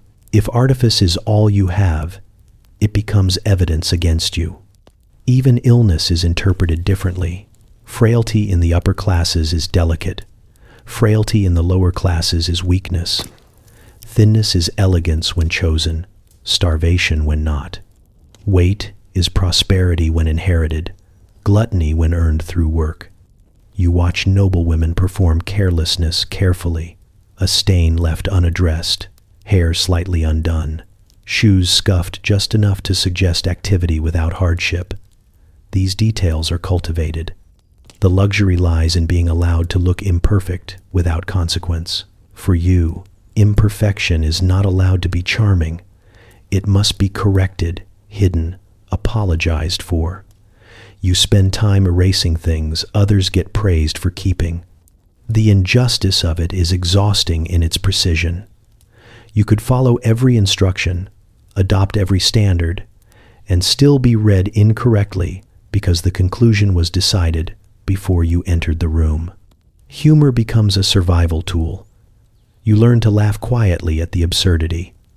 The same nose admired on one woman mocked on another. The same laugh described as musical in one mouth and irritating in another. Beauty standards shift just enough to keep you chasing them. Sometimes you catch glimpses of the lie cracking. A noblewoman ridiculed when she falls too far from grace. A peasant admired when she momentarily transcends expectation. These moments are rare and usually corrected quickly. Class polices beauty not to define attractiveness, but to reinforce order. It teaches everyone where they belong by deciding what they are allowed to get away with. You understand now that charm is not about the feature, it is about permission. Permission to be human without punishment. Permission to be flawed without explanation.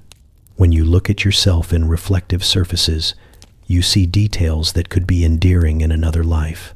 A crooked smile, weathered skin, a body shaped by use rather than display. In a different class, these might be poetry. Here, they are evidence. And so you move through the world, aware that beauty is not something you possess or lack. It is something granted or withheld based on where you stand. Class decides which flaws are charming. Everyone else just learns to live with the verdict. Travel teaches you that beauty is not truth, it is habit. The moment you cross a border, the rules that once governed your body lose authority, and a new set of expectations waits impatiently to judge you for not knowing them. In one place, pale skin is devotion. In another, it is sickness.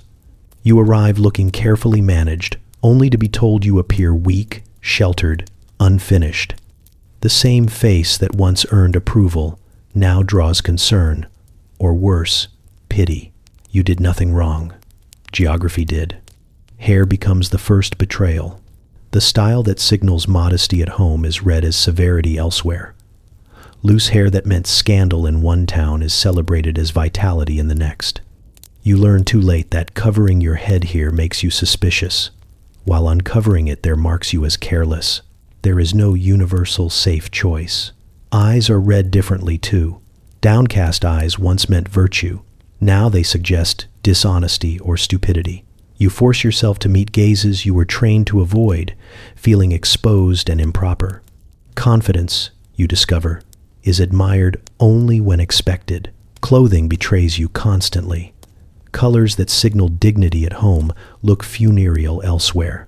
Fabrics that once marked restraint are mocked as poverty. You are overdressed and underdressed simultaneously, depending on who is looking. No one explains the difference. They simply notice that you missed it. Even body shape shifts in meaning. Softness praised as fertility in one region is dismissed as indulgence in another. Slenderness admired as refinement here is criticized as fragility there. Your body does not change, but its value fluctuates wildly with longitude. You begin to realize that beauty standards are not only arbitrary, but aggressively local. People defend them as natural, even obvious, despite the fact that a short journey renders them nonsense. What feels self-evident to one community looks ridiculous to the next. There is cruelty in how confidently people enforce these rules. They assume you know them. When you fail, the judgment is swift. You are rude. You are immodest. You are ignorant. No one considers that the instructions were different where you came from. Humor becomes unavoidable. You remember being warned not to do exactly the thing that now earns approval. You remember being praised for restraint, only to be told you lack spirit. It would be funny if it were not so relentless. Local women watch you with interest and calculation. Some offer advice kindly, eager to translate the code. Others enjoy the contrast, reassured by your missteps. A few recognize the absurdity and share glances that say more than words ever could. You try to adapt quickly, adjust posture, alter expressions, relearn gestures. But adaptation takes time, and bodies are slower than opinions. You cannot undo a lifetime of instruction overnight without feeling wrong in every direction. The strangest part is how absolute these rules feel to those enforcing them. They cannot imagine another standard making sense. They explain their preferences with certainty, as though beauty emerged fully formed in this place and nowhere else. Travel strips away the illusion that you were ever failing personally. You were succeeding locally. That is all anyone ever does. You think back to the women you left behind, still working so hard to meet standards that feel immovable. You wonder how many of them would be admired elsewhere for the very things they hide at home. There is a quiet liberation in this realization, not comfort, but clarity. The understanding that beauty is not a ladder with a top, but a series of fenced yards, each insisting it is the whole world. You still feel the sting of judgment. Inconsistency does not soften cruelty, but it reframes it. The problem was never your face, your body, your effort. It was the map. As you move on, you carry this knowledge with you. Beauty is local. Its rules contradict each other constantly, and no matter how well you perform, somewhere else you are doing it wrong. That thought lingers, unsettling and oddly freeing, long after the road bends away behind you. You are taught that beauty can be dangerous, and holiness knows it. Where faith tightens its grip, attractiveness becomes suspect, something that might distract God or tempt everyone else. The solution is not neglect, but intention. You are meant to look plain on purpose. This is not the absence of care. It is care redirected. Fabrics are chosen carefully to avoid softness. Colors are muted to the point of apology. Shapes are designed to obscure rather than flatter. Nothing here is accidental. Every dull shade and heavy cut carries meaning. You learn that simplicity must be visible. If you look plain but not convincingly so, people assume vanity is hiding underneath. Plainness must be legible as devotion, not as laziness. Ironically, this takes work. Hair is subdued first, covered, bound, or cut in ways that resist curiosity. Shine is discouraged. Length is managed. The goal is not to look unkempt, but to look uninterested in being looked at. A difficult balance, especially in a world trained to stare. Your face follows. Makeup is discouraged or forbidden outright, depending on how strictly holiness is being interpreted today. Natural features are framed as humility, though even that naturalness is curated. Clean, but not bright. Healthy, but not appealing. You are allowed to exist, but not to attract. There is a quiet competition within this restraint. Who can look the least adorned while still appearing virtuous rather than careless? Too much effort betrays pride. Too little invites correction. You learn to hover in the narrow space between. Religious plainness often borrows the language of safety. Beauty tempts. Beauty distracts. Beauty invites attention that should be reserved for the divine. By removing adornment, you are told, you protect yourself and others. Your body becomes neutral territory. The humor lies in how closely this mirrors vanity. Both require constant monitoring. Both demand awareness of appearance. The difference is motivation, not behavior. One seeks admiration. The other seeks moral approval. Both watch the mirror carefully. You notice how women carry this burden more heavily. Men are allowed a wider margin of imperfection. Their holiness is measured in action. Yours is measured in presentation. A woman who looks too pleasing is accused of intention, even if she did nothing at all. There are moments when the rules tighten suddenly. A new leader, a new sermon, a reminder that standards have slipped. Sleeves lengthen, colors darken, smiles soften. The community recalibrates its idea of what virtue should look like, and your body adjusts accordingly. You are praised for disappearing well. Compliments come wrapped in moral language, modest, proper, godly. No one says beautiful, and that is the point. To be admired would suggest failure. And yet, beauty does not vanish. It relocates. It hides in symmetry, in clarity of skin, in the quiet confidence of restraint. People still notice. They simply do not admit it. This creates tension. You are told to reject beauty, but rewarded subtly for embodying a specific kind of it, the kind that looks effortless, disciplined, and unbothered by desire. A holiness that happens to photograph well. You internalize the rules. You adjust without being told. You feel discomfort when you stand out, even accidentally. A color too warm, a fabric too soft. You correct quickly, flushing with a shame that feels spiritual even when it is social. At times, you miss adornment. Not the attention, but the expression. The ability to choose how you appear rather than accepting how you should. These thoughts are quiet, quickly redirected into prayer or productivity. In private moments, you experiment cautiously. A slightly different fabric, a color still modest but less severe. You watch yourself closely, listening for guilt.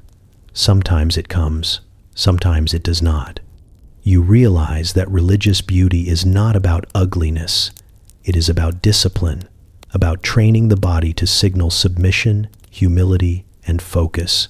Plainness becomes a language spoken fluently by those who know its grammar. Still, the contradiction remains. You are meant to reject beauty, but to do so beautifully, to look unappealing in a way that reassures everyone you are doing it right. And so you dress, not to be seen, but to be approved. Because here, holiness is expected to look unattractive on purpose, and everyone knows exactly what that is supposed to mean. You stand in front of painted women who never blink. Their skin is flawless in ways no winter ever allowed. Their bodies curve gently without strain, unsupported by binding or hunger or gravity.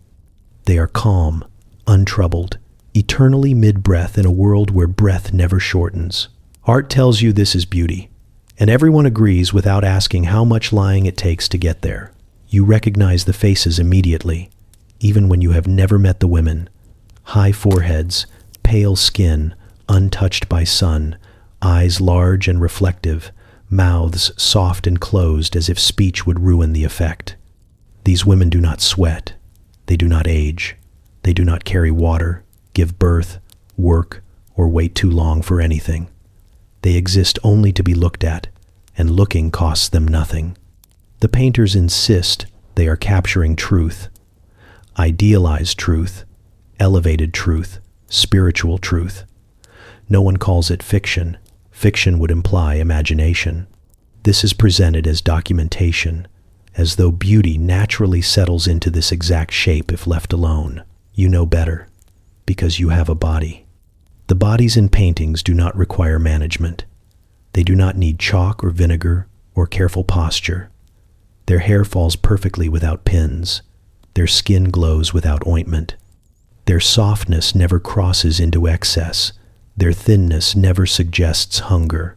They exist at the precise intersection of desire and virtue, frozen there by pigment and patronage. Meanwhile, you are punished for failing to resemble them. People hold art up as reference. This is what grace looks like. This is what refinement means. This is what women should aspire to. The fact that no living woman has ever looked like this without significant intervention is quietly ignored. The fact that intervention itself is condemned makes the comparison especially cruel. The humor, dark and persistent, lies in how everyone knows this and participates anyway. Painters exaggerate. Patrons demand perfection. Viewers absorb the message and apply it to flesh. Art gets praise for its fantasy. You get scrutiny for reality. Painted women never show the labor behind their appearance, the hours, the discomfort, the discipline. They appear effortless by design, and effortlessness becomes the standard. You are expected to arrive at the same result without visible work, because work would break the spell. There are no paintings of women adjusting bindings or scrubbing lead from their skin. No portraits of fatigue, swelling, or compromise. Those moments are excluded because they interrupt the story. Art edits reality until it behaves. You notice how selective this truth is. A noble woman's portrait smooths flaws and sharpens virtues. A peasant woman is rarely painted at all, unless she can be made picturesque. When she is depicted, her roughness becomes symbolic rather than real. Art does not show her hunger. It shows her as an idea. The danger is not that art lies. The danger is that it lies convincingly. Over time, the painted ideal becomes more real than the living version.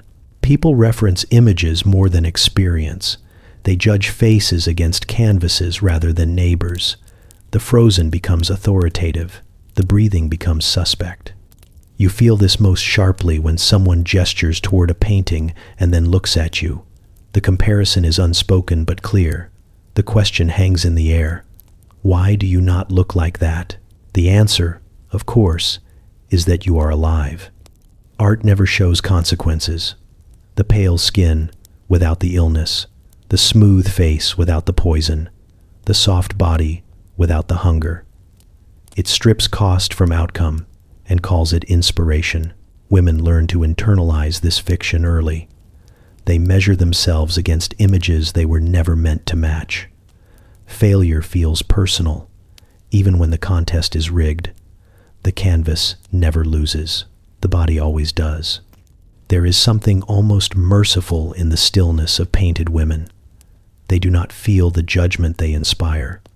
They do not hear the comparisons whispered in rooms where living women sit too quietly. They remain untouched by the harm their perfection causes. You step away from the painting eventually, carrying its imprint with you whether you want to or not. The image follows, lodged somewhere behind your eyes. You catch it surfacing in mirrors, in moments of doubt, in the tightening of expectations you did not choose. Art lies beautifully, and the world punishes you for not believing hard enough. You learn quickly that the rules were not written with your hands, but they are upheld by them. Men draft the ideals in sermons, laws, and treatises, speaking broadly about virtue and order. Women make them real. They translate abstraction into daily correction, and the work is relentless. It begins quietly, a look exchanged, a pause that lingers too long, a comment phrased as concern. Have you noticed how she dresses lately? Do you think she's been tired? It sounds harmless. It never is. Gossip does what law cannot. It moves faster, reaches deeper, and leaves no fingerprints. Laws require witnesses and procedures. Gossip requires only attention. Once released, it does not return. It spreads, reshaping itself as it goes, acquiring certainty without evidence. You watch how this system sustains itself. Men announce standards publicly, but they rarely police them directly. That would be unseemly. Instead, women absorb the responsibility. Mothers warn daughters. Friends correct friends. Neighbors watch neighbors. The enforcement is framed as care, as guidance, as protection from worse consequences, and it works. A woman who steps out of line is rarely confronted outright. That would invite defense. Instead, she is discussed. Her reputation is softened at the edges, then gradually reshaped until it no longer resembles her. By the time it reaches her ears, it sounds official. You learn to listen carefully. Gossip is information disguised as entertainment. It teaches you what not to do more efficiently than any rule book. Someone wore the wrong thing. Someone smiled too freely. Someone was seen speaking to the wrong person. The lesson is clear, even when the tone is playful.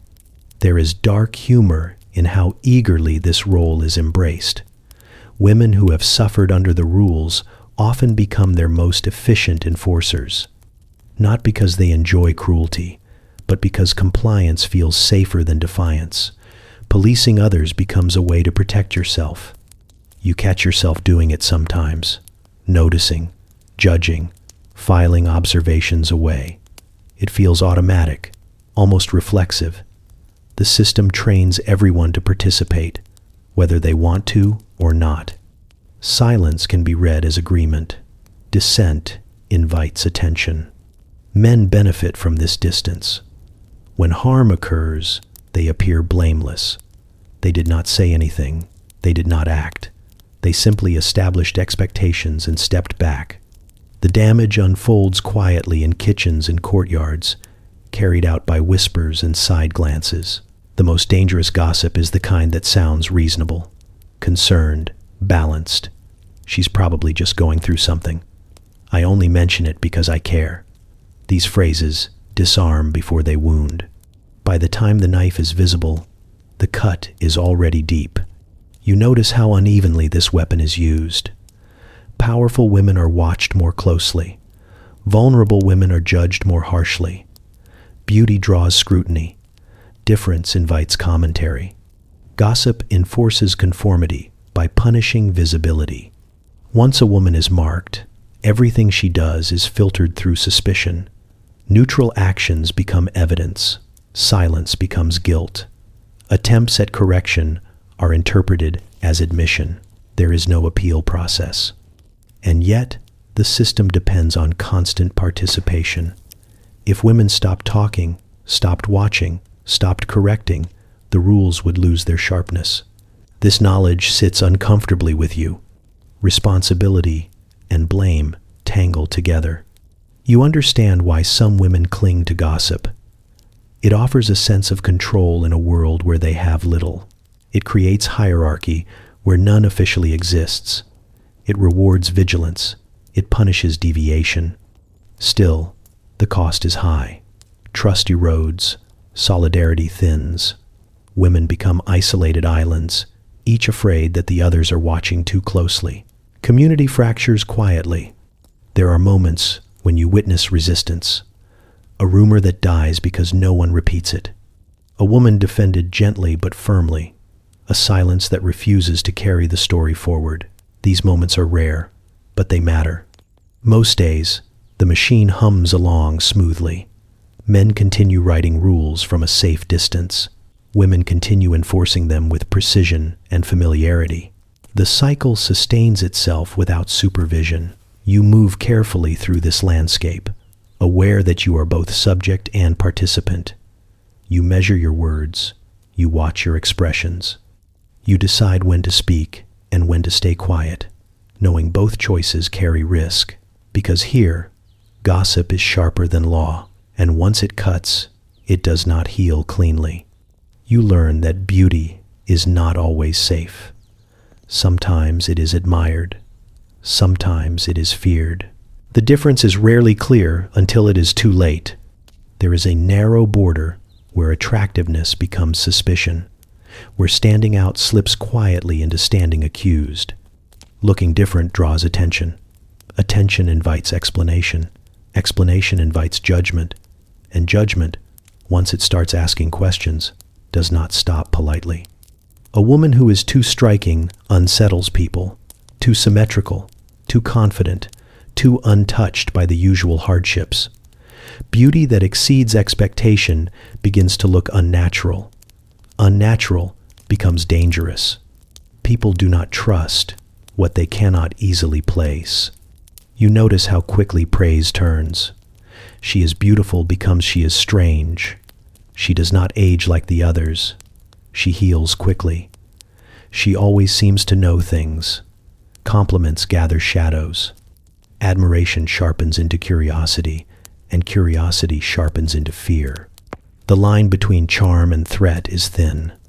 A woman with uncommon features is either blessed or cursed, and the decision depends on whether she is useful. Beauty is forgiven when it flatters power. It is punished when it exists independently. Herbs that make you smell pleasant can also be accused of being potions. Knowledge of plants becomes suspicious when paired with an unusual face.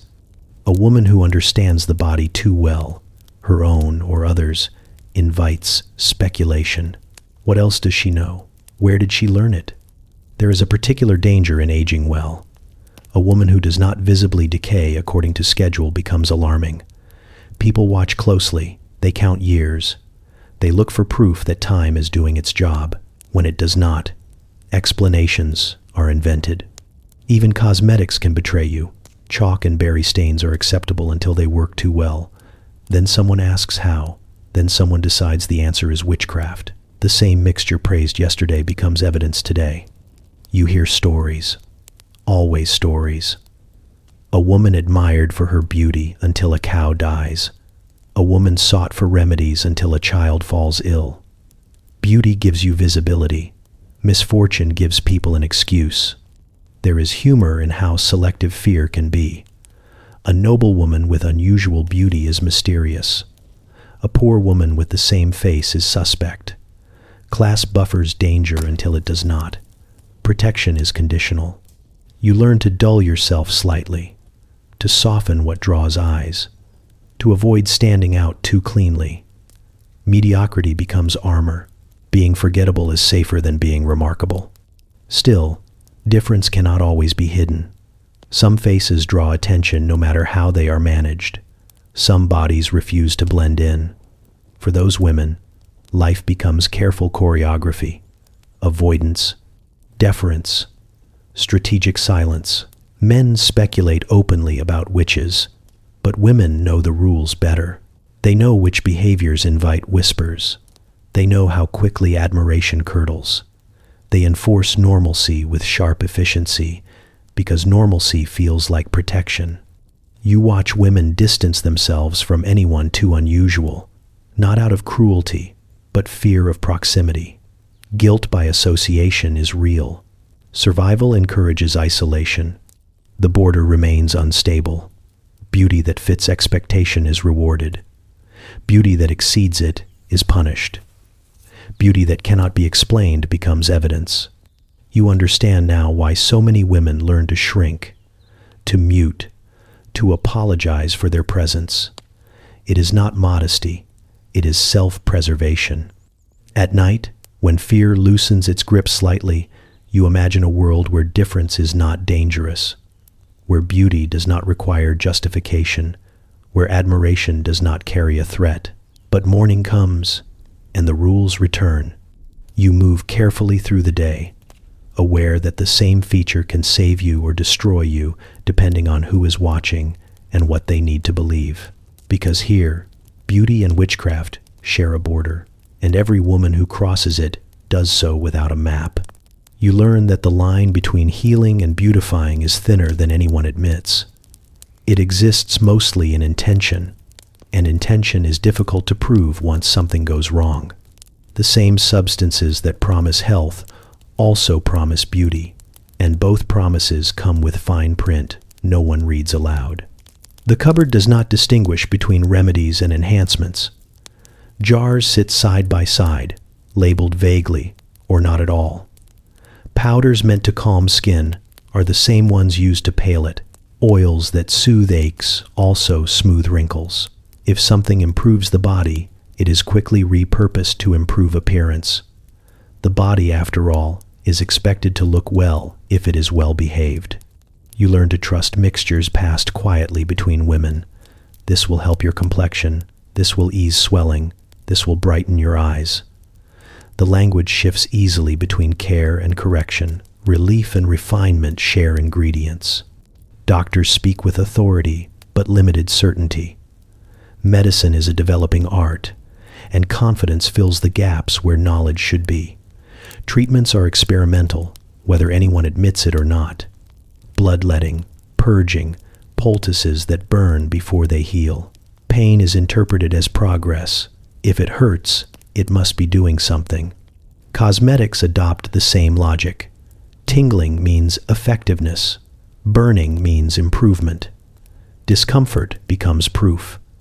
The body is expected to endure, whether the goal is health or attractiveness. Endurance itself is praised. You notice how quickly concern turns into expectation. If a remedy can fix a rash, why not dull redness entirely? If a salve can heal, why not perfect? Improvement becomes obligation. Choosing not to intervene starts to look like negligence. There is dark humor in how casually danger is accepted. Everyone knows some substances are harmful. Lead, mercury, belladonna. The risks are acknowledged in the abstract, then ignored in practice. The benefits are immediate and visible. The consequences are delayed and negotiable. Women are encouraged to experiment quietly, to try small amounts, to watch carefully, to stop if something feels wrong. Responsibility is shifted onto you. If it fails, you used it incorrectly.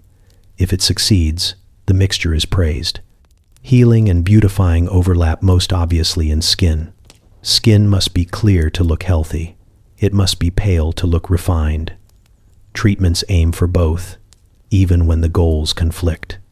Drying out blemishes dries out everything else. Whitening irritates.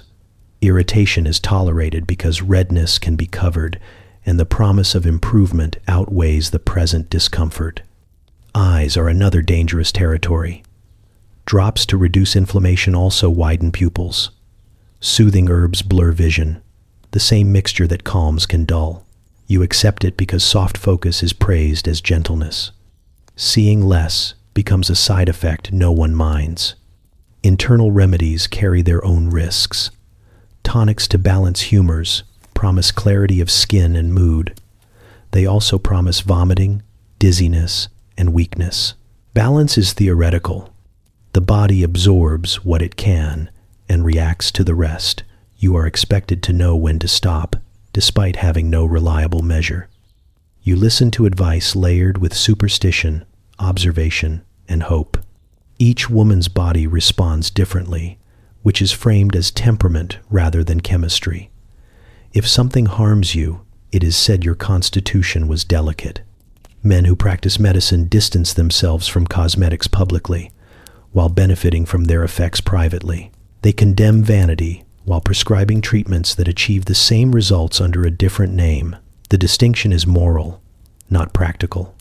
You become your own test subject. You monitor changes. You note reactions. You adjust doses. There is no alternative. To do nothing invites judgment. To do something invites risk. Occasionally, the overlap becomes impossible to ignore. A remedy disfigures instead of heals. A cosmetic poisons instead of enhances. These cases are discussed quietly, blamed on excess or ignorance. The practice itself remains unquestioned. You begin to understand that both medicine and beauty operate on the same hope, that the body can be corrected, that intervention is preferable to acceptance, that suffering now is justified by improvement later. At night, you feel the cumulative effects: tingling skin, aching head, heavy eyes. You wonder which part of your routine is responsible and whether it matters. The results are what people see. The process is invisible. You lie still and think about how often care and control masquerade as each other, how easily healing becomes shaping, how quickly help becomes expectation. In the morning, you return to the cupboard. You select carefully, confidently, because hesitation looks like ignorance. You mix, apply, swallow, and hope, because here, medicine and cosmetics are not opposites. They are the same experiment, conducted on your body, one improvement at a time. Court teaches you that beauty is not something you have. It is something you perform under observation. Every room is a stage, every glance an evaluation, and every mistake remembered longer than your name. You do not arrive at court beautiful. You arrive prepared. Stillness is the first skill you master. Movement draws attention, and attention invites interpretation. You learn how to stand without shifting weight, how to sit without fidgeting, how to exist in a body without reminding anyone that it requires maintenance. Stillness reads as discipline. Discipline reads as worth. Silence follows. Not total silence, of course. That would be strange. You must speak when spoken to, laugh when appropriate, respond when expected. But you never initiate. Initiation suggests desire. Desire suggests ambition. Ambition is dangerous unless you are born to it. You listen carefully, not because you are interested, but because listening is safer than guessing. Court speech is layered, indirect, and merciless. Compliments conceal warnings. Jokes conceal tests. You learn to smile without committing to agreement, to nod without revealing comprehension. Understanding too quickly can be as risky as misunderstanding entirely. Your face becomes your primary instrument. Soft expressions are rehearsed like choreography. Eyes attentive but not sharp. Mouth relaxed but not amused. Brows calm, never questioning. You practice in mirrors and reflective surfaces, adjusting angles until nothing stands out. A neutral face is a shield. You discover how exhausting this is. Holding an expression takes effort. Relaxing it takes courage. You feel muscles ache that no one ever taught you the names of. Still, you persist. Fatigue is invisible, or it counts against you. Court beauty rewards restraint above all else. Brightness is vulgar. Animation is suspicious. You are meant to look composed, as though nothing surprises you and nothing affects you deeply. Emotional transparency is treated as instability. Clothing supports the performance. Fabric restricts movement just enough to remind you not to forget yourself. Sleeves limit gestures. Bodices enforce posture. Trains encourage small steps. Everything conspires to keep you contained. You learn to work within it, not against it. You watch others closely. Women who misjudge the tone of the room, who laugh too loudly, who lean in too far.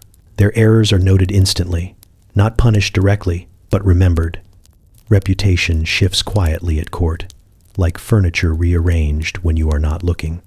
Men perform too, but their errors are forgiven more generously. Confidence is rewarded, boldness reframed as leadership. The same behavior in you would be called impropriety. You learn this difference quickly because the cost of ignoring it is social death. There is a strange intimacy in the shared performance among women. Glances exchanged across rooms, micro-expressions of warning or encouragement, a raised brow that says careful, a softened smile that says now. These signals are survival tools, passed along silently. You rehearse constantly, before entering rooms, before speaking, before reacting. You imagine outcomes, revise responses, anticipate interpretations. Court beauty is not about looking attractive. It is about looking unthreatening while remaining visible enough to matter. Humor exists, but it is dangerous. Wit must be gentle, self-contained, never sharp. A joke that lands too well can make you memorable for the wrong reasons. Being forgettable is safer than being clever. Over time, the performance sinks into your body. You stop noticing the effort required to maintain it. Your posture adjusts automatically. Your expressions settle into practiced neutrality. You become fluent in the language of restraint. And yet, beneath it all, something remains alert, watching, measuring, waiting. Court never sleeps, and neither does judgment. At night, away from the audience, your body remembers movement. You stretch, yawn, laugh quietly at nothing. Your face loosens, surprised by its own freedom. These moments feel almost illicit, like speaking a forbidden language aloud. Morning comes quickly. The costume returns. The posture resets. The expressions are chosen. You step back into the role with practiced ease. Court beauty is performance art, refined to the point of invisibility. You rehearse stillness, silence, and softness, not because they please you, but because they keep you alive. And here, survival is the highest aesthetic. You learn quickly that beauty is not expected of you here. It is tolerated at best, ignored most of the time, and treated with suspicion when it appears too clearly. Your body is valued for what it can endure, not what it can display. Appearance is a side effect, not a goal. Practicality governs everything. Your clothes are chosen for warmth, durability, and the ability to survive repeated washing in cold water. Fabric is coarse because it lasts. Colors are dull because bright dyes are expensive and impractical. Fit is approximate because precision is a luxury. You are dressed to work, not to be seen. Hair is managed, not styled, braided tightly to keep it out of the way, covered to protect it from dirt, sun, and commentary. Loose hair is dangerous, catching on tools and attracting attention that serves no purpose. Beauty that interferes with labor is considered foolish. Skin tells the truth. Sun darkens it. Wind roughens it. Hands crack and harden. These marks are not hidden because there is no reason to hide them. They are proof of usefulness. A body that looks too untouched raises questions. Why are your hands so soft? Why is your face so pale? Who is doing your work for you? Endurance becomes the metric of worth. How long you can stand, how much you can carry, how little you complain. Pain is expected and rarely acknowledged. Complaints suggest weakness, and weakness threatens survival. In this world, Beauty is allowed only when it stays quiet. A naturally pleasant face is tolerated as long as it does not invite envy or disrupt hierarchy. The moment it becomes noticeable, it becomes a problem. You see it happen. A woman with striking features draws looks she did not ask for. Whispers follow. Someone suggests she thinks too highly of herself. Someone else decides she is distracting. Beauty in the wrong place feels like disorder. Authorities notice too. A peasant who looks refined unsettles the structure. Appearance is supposed to match station. When it does not, it suggests ambition, deception, or improper influence. None of these are welcome. There is humor in how quickly neglect becomes virtue. A woman who does not fuss over her appearance is praised for honesty. A woman who tries even slightly is accused of vanity. Cleanliness is encouraged.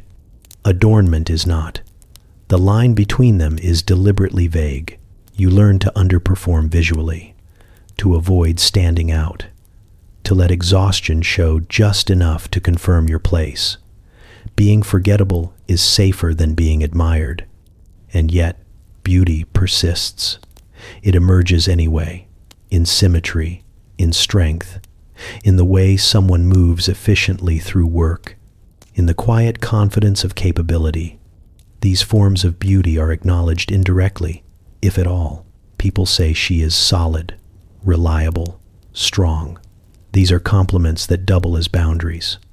They praise what you give without inviting you to want anything else. On rare occasions, beauty threatens order openly. A girl whose face draws attention beyond her station. A woman whose presence disrupts households. The response is swift. Marriage arranged quickly. Reputation managed. Distance created. Beauty is neutralized by containment. You understand, then, that peasant beauty is acceptable only when it remains functional. The moment it becomes decorative, it invites correction. You do not have time to think about this often. Survival is busy work. But the rules settle into you regardless. You adjust instinctively. You keep your head down. You keep moving. There is a quiet dignity in this life that outsiders mistake for absence. You know better. You know how much effort it takes to endure, how much skill it takes to keep going, how much beauty lives in resilience, even if it is never named. At night, when your body finally rests, you feel the weight of the day.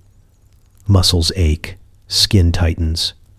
You look at yourself and see someone worn but real, someone shaped by use rather than expectation. In the morning, you rise and dress for work again. You step back into a world that values what you can withstand more than what you can display. Peasant beauty is practicality, dressed as neglect, and it is tolerated only as long as it knows its place. You learn about love the way everyone does here, not from living people, but from men with quills and too much time. Poems circulate before reality ever gets a chance to introduce itself. They are sung, copied, whispered, and recited by boys who have never washed a shirt themselves and by men who consider emotions a hobby. These poems arrive already certain of who you are supposed to be. You are compared to roses that do not wilt, moons that never change, snow that somehow stays warm, and deer that remain forever startled but obedient. None of these things are asked whether they consent to the comparison. Neither are you. The metaphors pile up until your actual body feels like a clerical error. When someone looks at you, they are not seeing you. They are checking you against a list. Are your eyes luminous enough? Does your voice sound like running water, which is impressive considering medieval plumbing? Do you move gently, as if gravity itself is optional? If you laugh too loudly, the poem falters. If you speak too clearly, the illusion cracks. The problem is not that the poems are unkind. They are extravagant. They promise perfection without consequence. They describe beauty that does not sweat, age, bruise, or get bored during long dinners. The woman in the poem exists only to be admired, and she never interrupts. You are expected to recognize yourself in these verses. When you do not, you assume the failure is yours. Compliments arrive, shaped like expectations. A man tells you that your smile reminds him of dawn, and you wonder what happens when dawn passes. Someone else says your silence is enchanting, and you make a note to speak less, just in case enchantment is fragile. The poems teach you how to disappear politely. Courtship becomes theater. You learn to respond correctly, not honestly. When praised, you lower your eyes. When compared to impossible things, you accept it graciously. Disagreement would imply you think too much of yourself, which is unbecoming. The poem already decided who you are. Your role is to fit. You notice how little room there is for being human. The women in these poems never wake up irritated. They never interrupt a thought to say they are tired. They never carry anything heavier than symbolism. Their hands remain soft because they never do anything with them. The poets insist this is love. They say it elevates you. What it actually does is place you on a shelf and warn you not to move. Humor sneaks in quietly.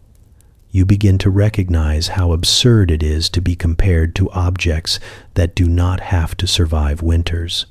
You smile when someone calls you a lily, knowing full well lilies are fragile and short-lived, which feels less like praise and more like foreshadowing. You laugh internally when told you are an angel, because angels do not have to negotiate chores. Still, the poems follow you. They set the standard. When a relationship disappoints, the disappointment is measured against a metaphor. He did not treat you like the poem promised. You did not inspire him the way the poem suggested you should. Someone must be at fault, and it is rarely the poem. You watch other women absorb this too. You see them soften their edges, slow their steps, edit themselves into something more lyrical. They learn to hover somewhere between presence and absence.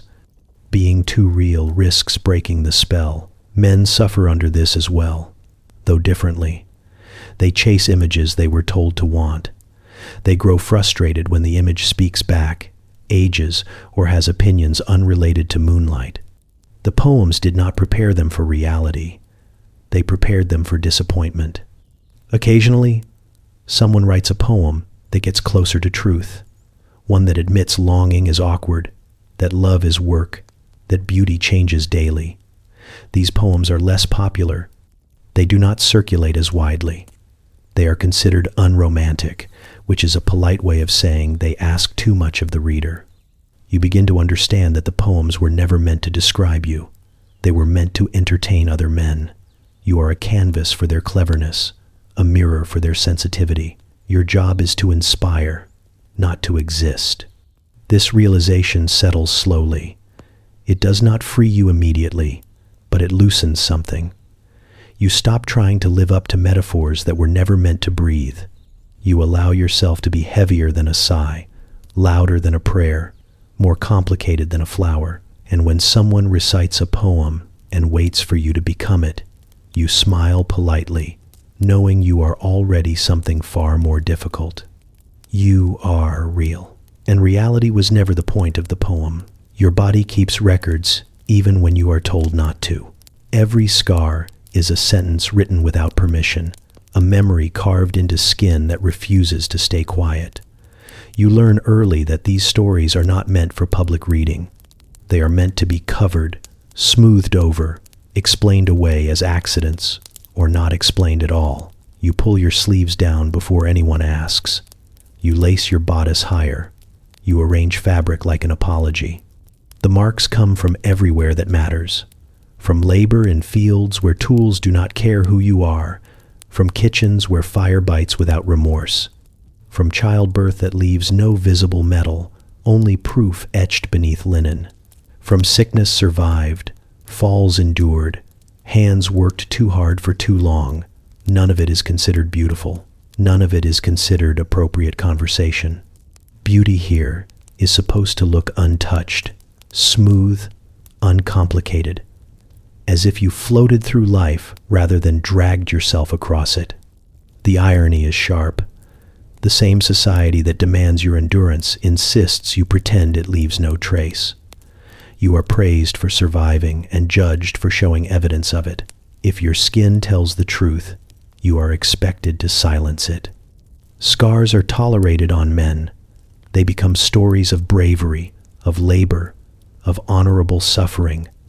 On you, they are interruptions. They distract from the illusion. They suggest a life that required effort. You learn to dress strategically. Necklines are chosen not for comfort but for concealment. Sleeves become shields.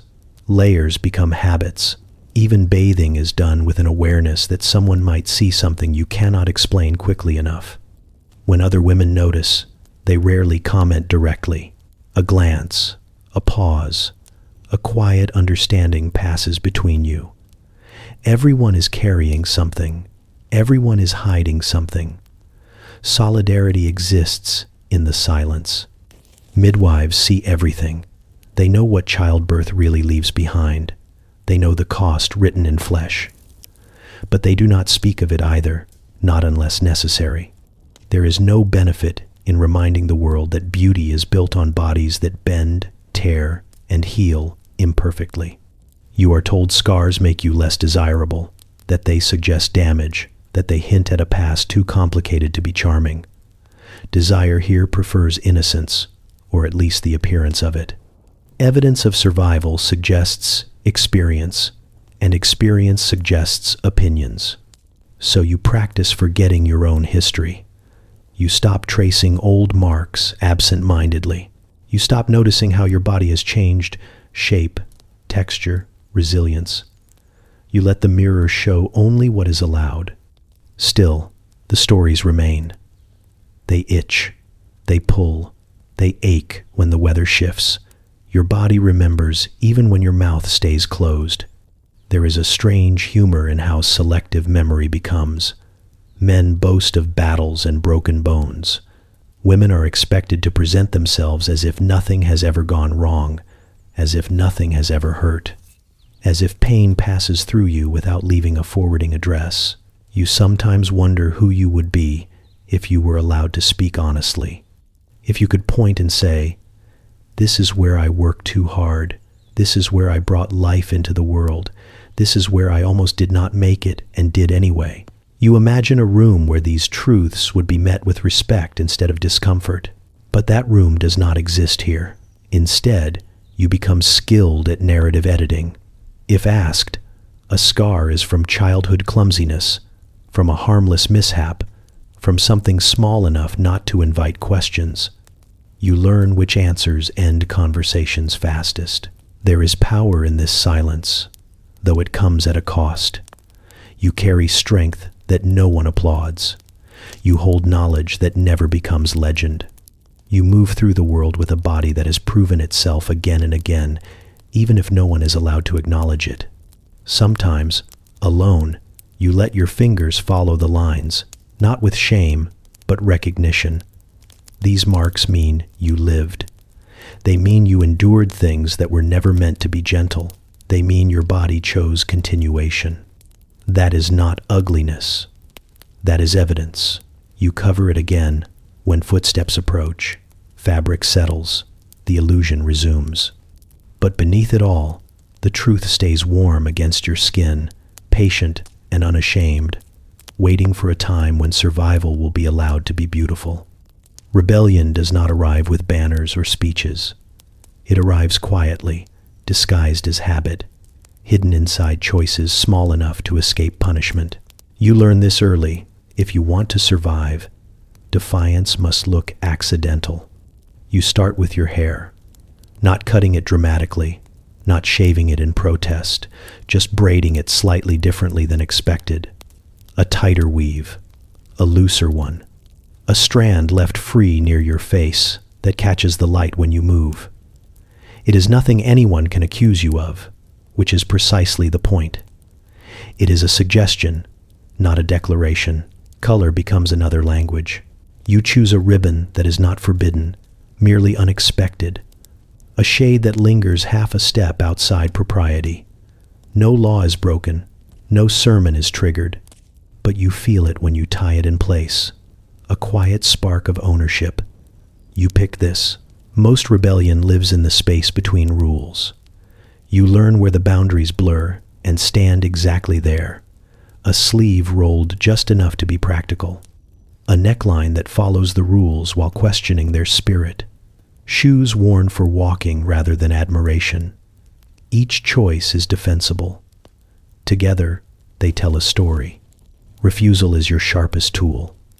Though you wield it gently, you refuse to rush when rushed. You refuse to smile when silence is safer. You refuse to apologize for existing efficiently. These refusals do not announce themselves. They simply happen, and the world adjusts around them. You notice other women doing the same. A glance exchanged when someone chooses comfort over display. A shared understanding when someone speaks plainly instead of prettily. These moments are brief, almost invisible, but they accumulate. Resistance here is communal without being organized. There is humor in how threatening small freedoms feel to those who depend on compliance. A different braid unsettles more than a loud complaint. A woman who chooses her own pace is harder to manage than one who openly rebels and can be punished. Quiet defiance slips through cracks too narrow for authority to follow. You learn to enjoy these moments privately. The satisfaction is subtle, but it is yours. When you choose a color because you like it rather than because it flatters you correctly, something loosens in your chest. When you wear your hair for practicality instead of symbolism, your reflection looks back with recognition. Not all rebellion is aesthetic. Sometimes it is choosing not to compete, not to comment, not to enforce the rules on others. You let someone else exist without correction, and that becomes an act of resistance too. You refuse to become the instrument that keeps the system tuned. The risk is real, but measured. You know which lines cannot be crossed without consequence. You are not careless. You are strategic. Survival teaches you nuance better than philosophy ever could. There are days when rebellion looks like exhaustion, when doing nothing extra feels like victory, when maintaining yourself as you are is enough. The world expects constant adjustment, constant improvement, constant apology. You opt out quietly when you can. Sometimes rebellion is simply telling the truth to yourself, admitting that you want comfort, that you want autonomy, that you want a life not constantly evaluated for symbolism. These thoughts stay internal, but they shape your choices all the same. You are not trying to dismantle the world.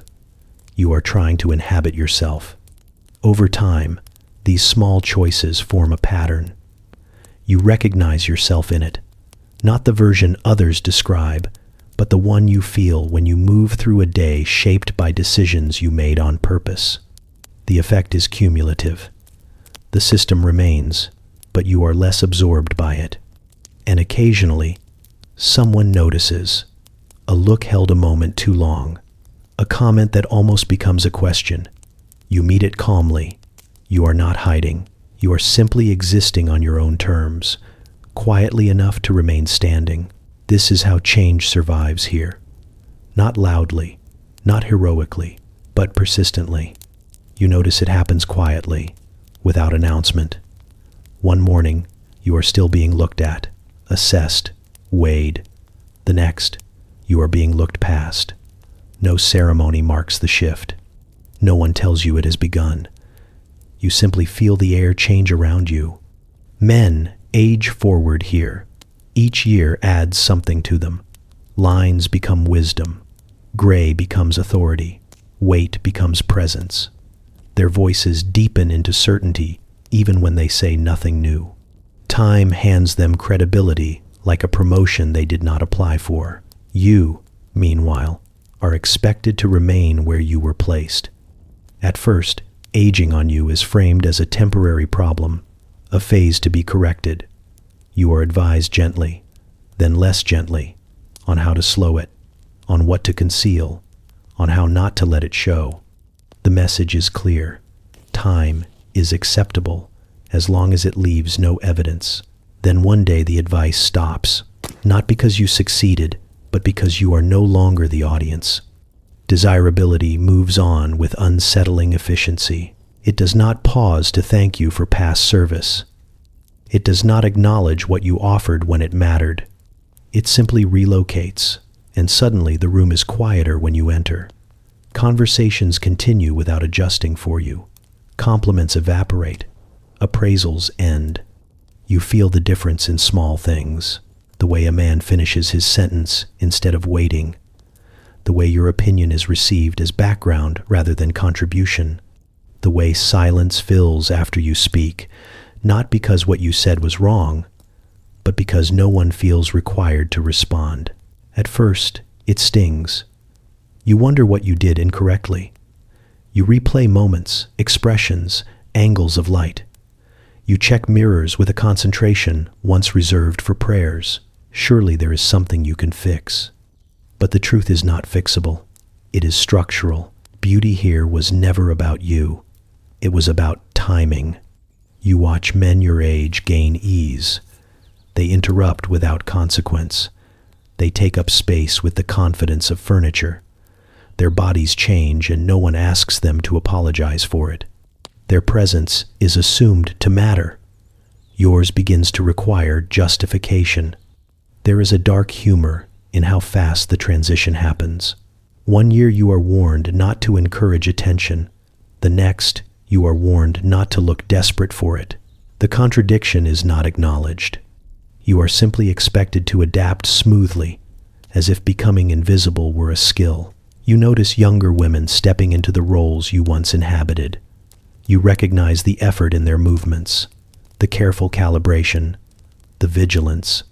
You want to tell them what is coming, but there is no language for it that does not sound bitter or unbelievable.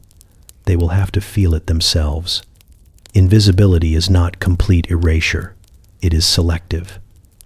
You become visible when something needs doing, when labor is required, when patience is useful, when care is expected. You are unseen when admiration is being distributed. The world becomes strangely lighter without constant evaluation.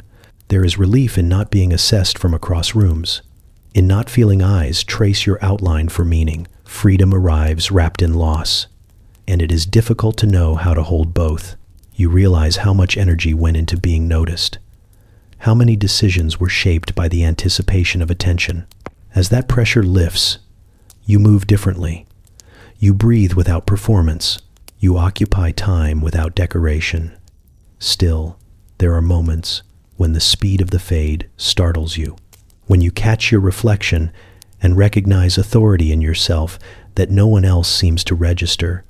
When you hear a man praised for aging well and understand that the same passage of time has made you quieter to the world, you begin to see the pattern clearly. Youth was your currency. Once spent, it is not refunded. Experience does not replace it. Endurance does not compensate. You are not upgraded. You are retired. And yet, something unexpected happens in the absence of constant desire. Your thoughts stretch out. Your interests widen. You speak without preemptively editing for appeal. You become less careful with honesty because the cost has dropped. You were taught to fear this stage, to avoid it, to fight it with powders and posture. But standing inside it, you discover a different power. One not granted, but taken. You may fade from their gaze, but you come into focus for yourself. You grow up haunted by images that never existed. Paintings, tapestries, modern retellings that promise soft candlelight, glowing skin, loose hair, catching a breeze that smells faintly of roses and destiny. The medieval woman, according to fantasy, is always serene.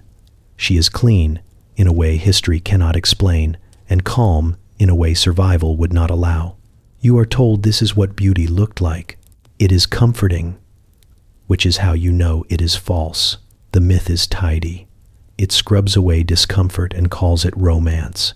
It removes danger and replaces it with mood lighting. In these stories, beauty is effortless, not managed. Bodies are ornamental, not monitored. Women exist in a perpetual golden hour where nothing smells, nothing hurts, and no one is watching too closely.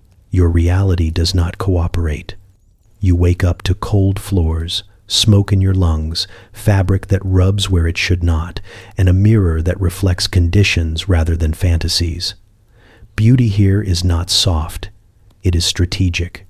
It is assembled under pressure and judged without mercy.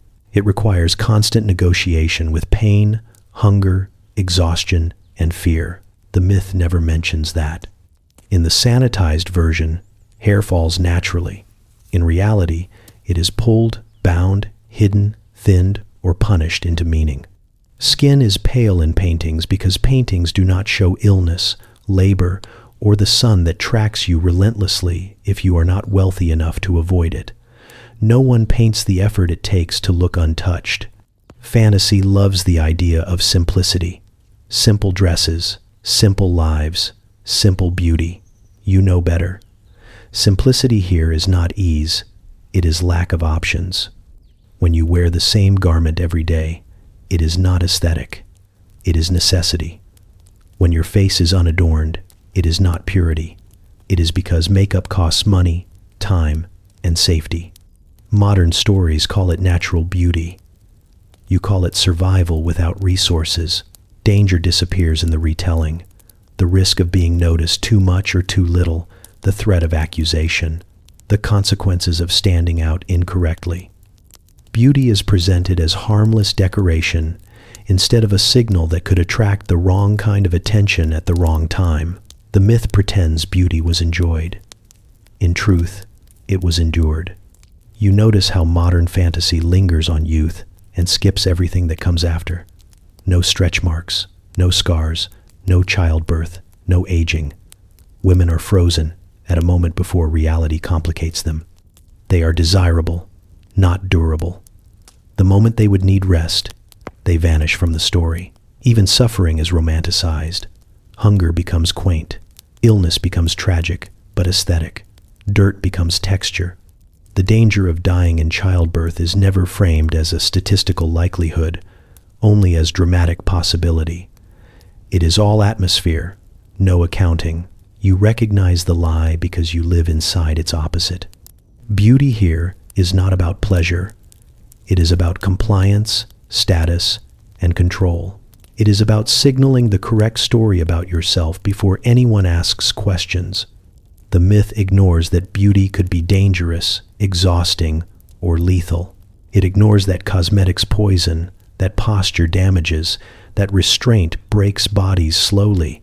Modern fantasy loves medieval women because it can edit them. It can remove the smell, the rules, the fear, and the consequences. It can keep the silhouettes and discard the costs. It can admire without responsibility. You stand in contrast to that image. You know beauty was work, hard work, risky work, work done without applause. You know that for every glowing maiden in a painting, there were thousands of women managing pain quietly, aging quickly, and disappearing without a record. The myth comforts the present by lying about the past. It suggests that beauty was once pure and unburdened, unlike now. It implies women were happier when expectations were simpler. You know, expectations were never simple. They were just enforced with fewer options. There is a strange relief in seeing through it. The fantasy loses its power when you recognize what it omits. You stop longing for a version of the past that never existed. You stop measuring yourself against an illusion designed to be admired, not lived. The medieval woman of modern imagination is beautiful because she is safe from reality. You are not. And that makes your survival far more impressive than the myth ever allows. You step away from the mirror without ceremony. No dramatic decision, no final glance meant to seal a transformation. You simply stop standing there, as if the mirror has finished saying whatever it was trained to say to you. The room feels quieter when you turn your back on it, like something has finally stopped asking questions. For most of your life, the mirror was not a neutral object. It was an examiner. It checked your compliance before the world did. It reflected not just your face, but every expectation layered onto it, every rule disguised as preference. You learned to look at yourself the way others would, measuring angles, softness, restraint, obedience. Attraction was never the real goal. Approval was. Now you see it clearly.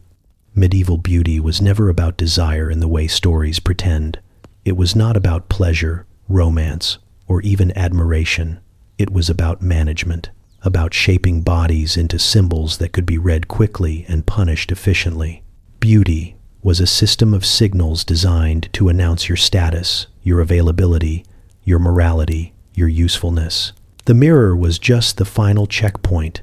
You were told beauty was a gift. You know now it was a leash. Every rule you followed had a function. Pale skin meant you belonged to someone who could afford to keep you indoors.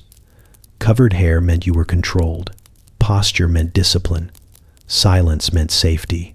Youth meant value. Age meant disposal. None of this was accidental. None of it was kind. The relief does not come all at once. It arrives in stages, like air returning to a room that has been closed too long.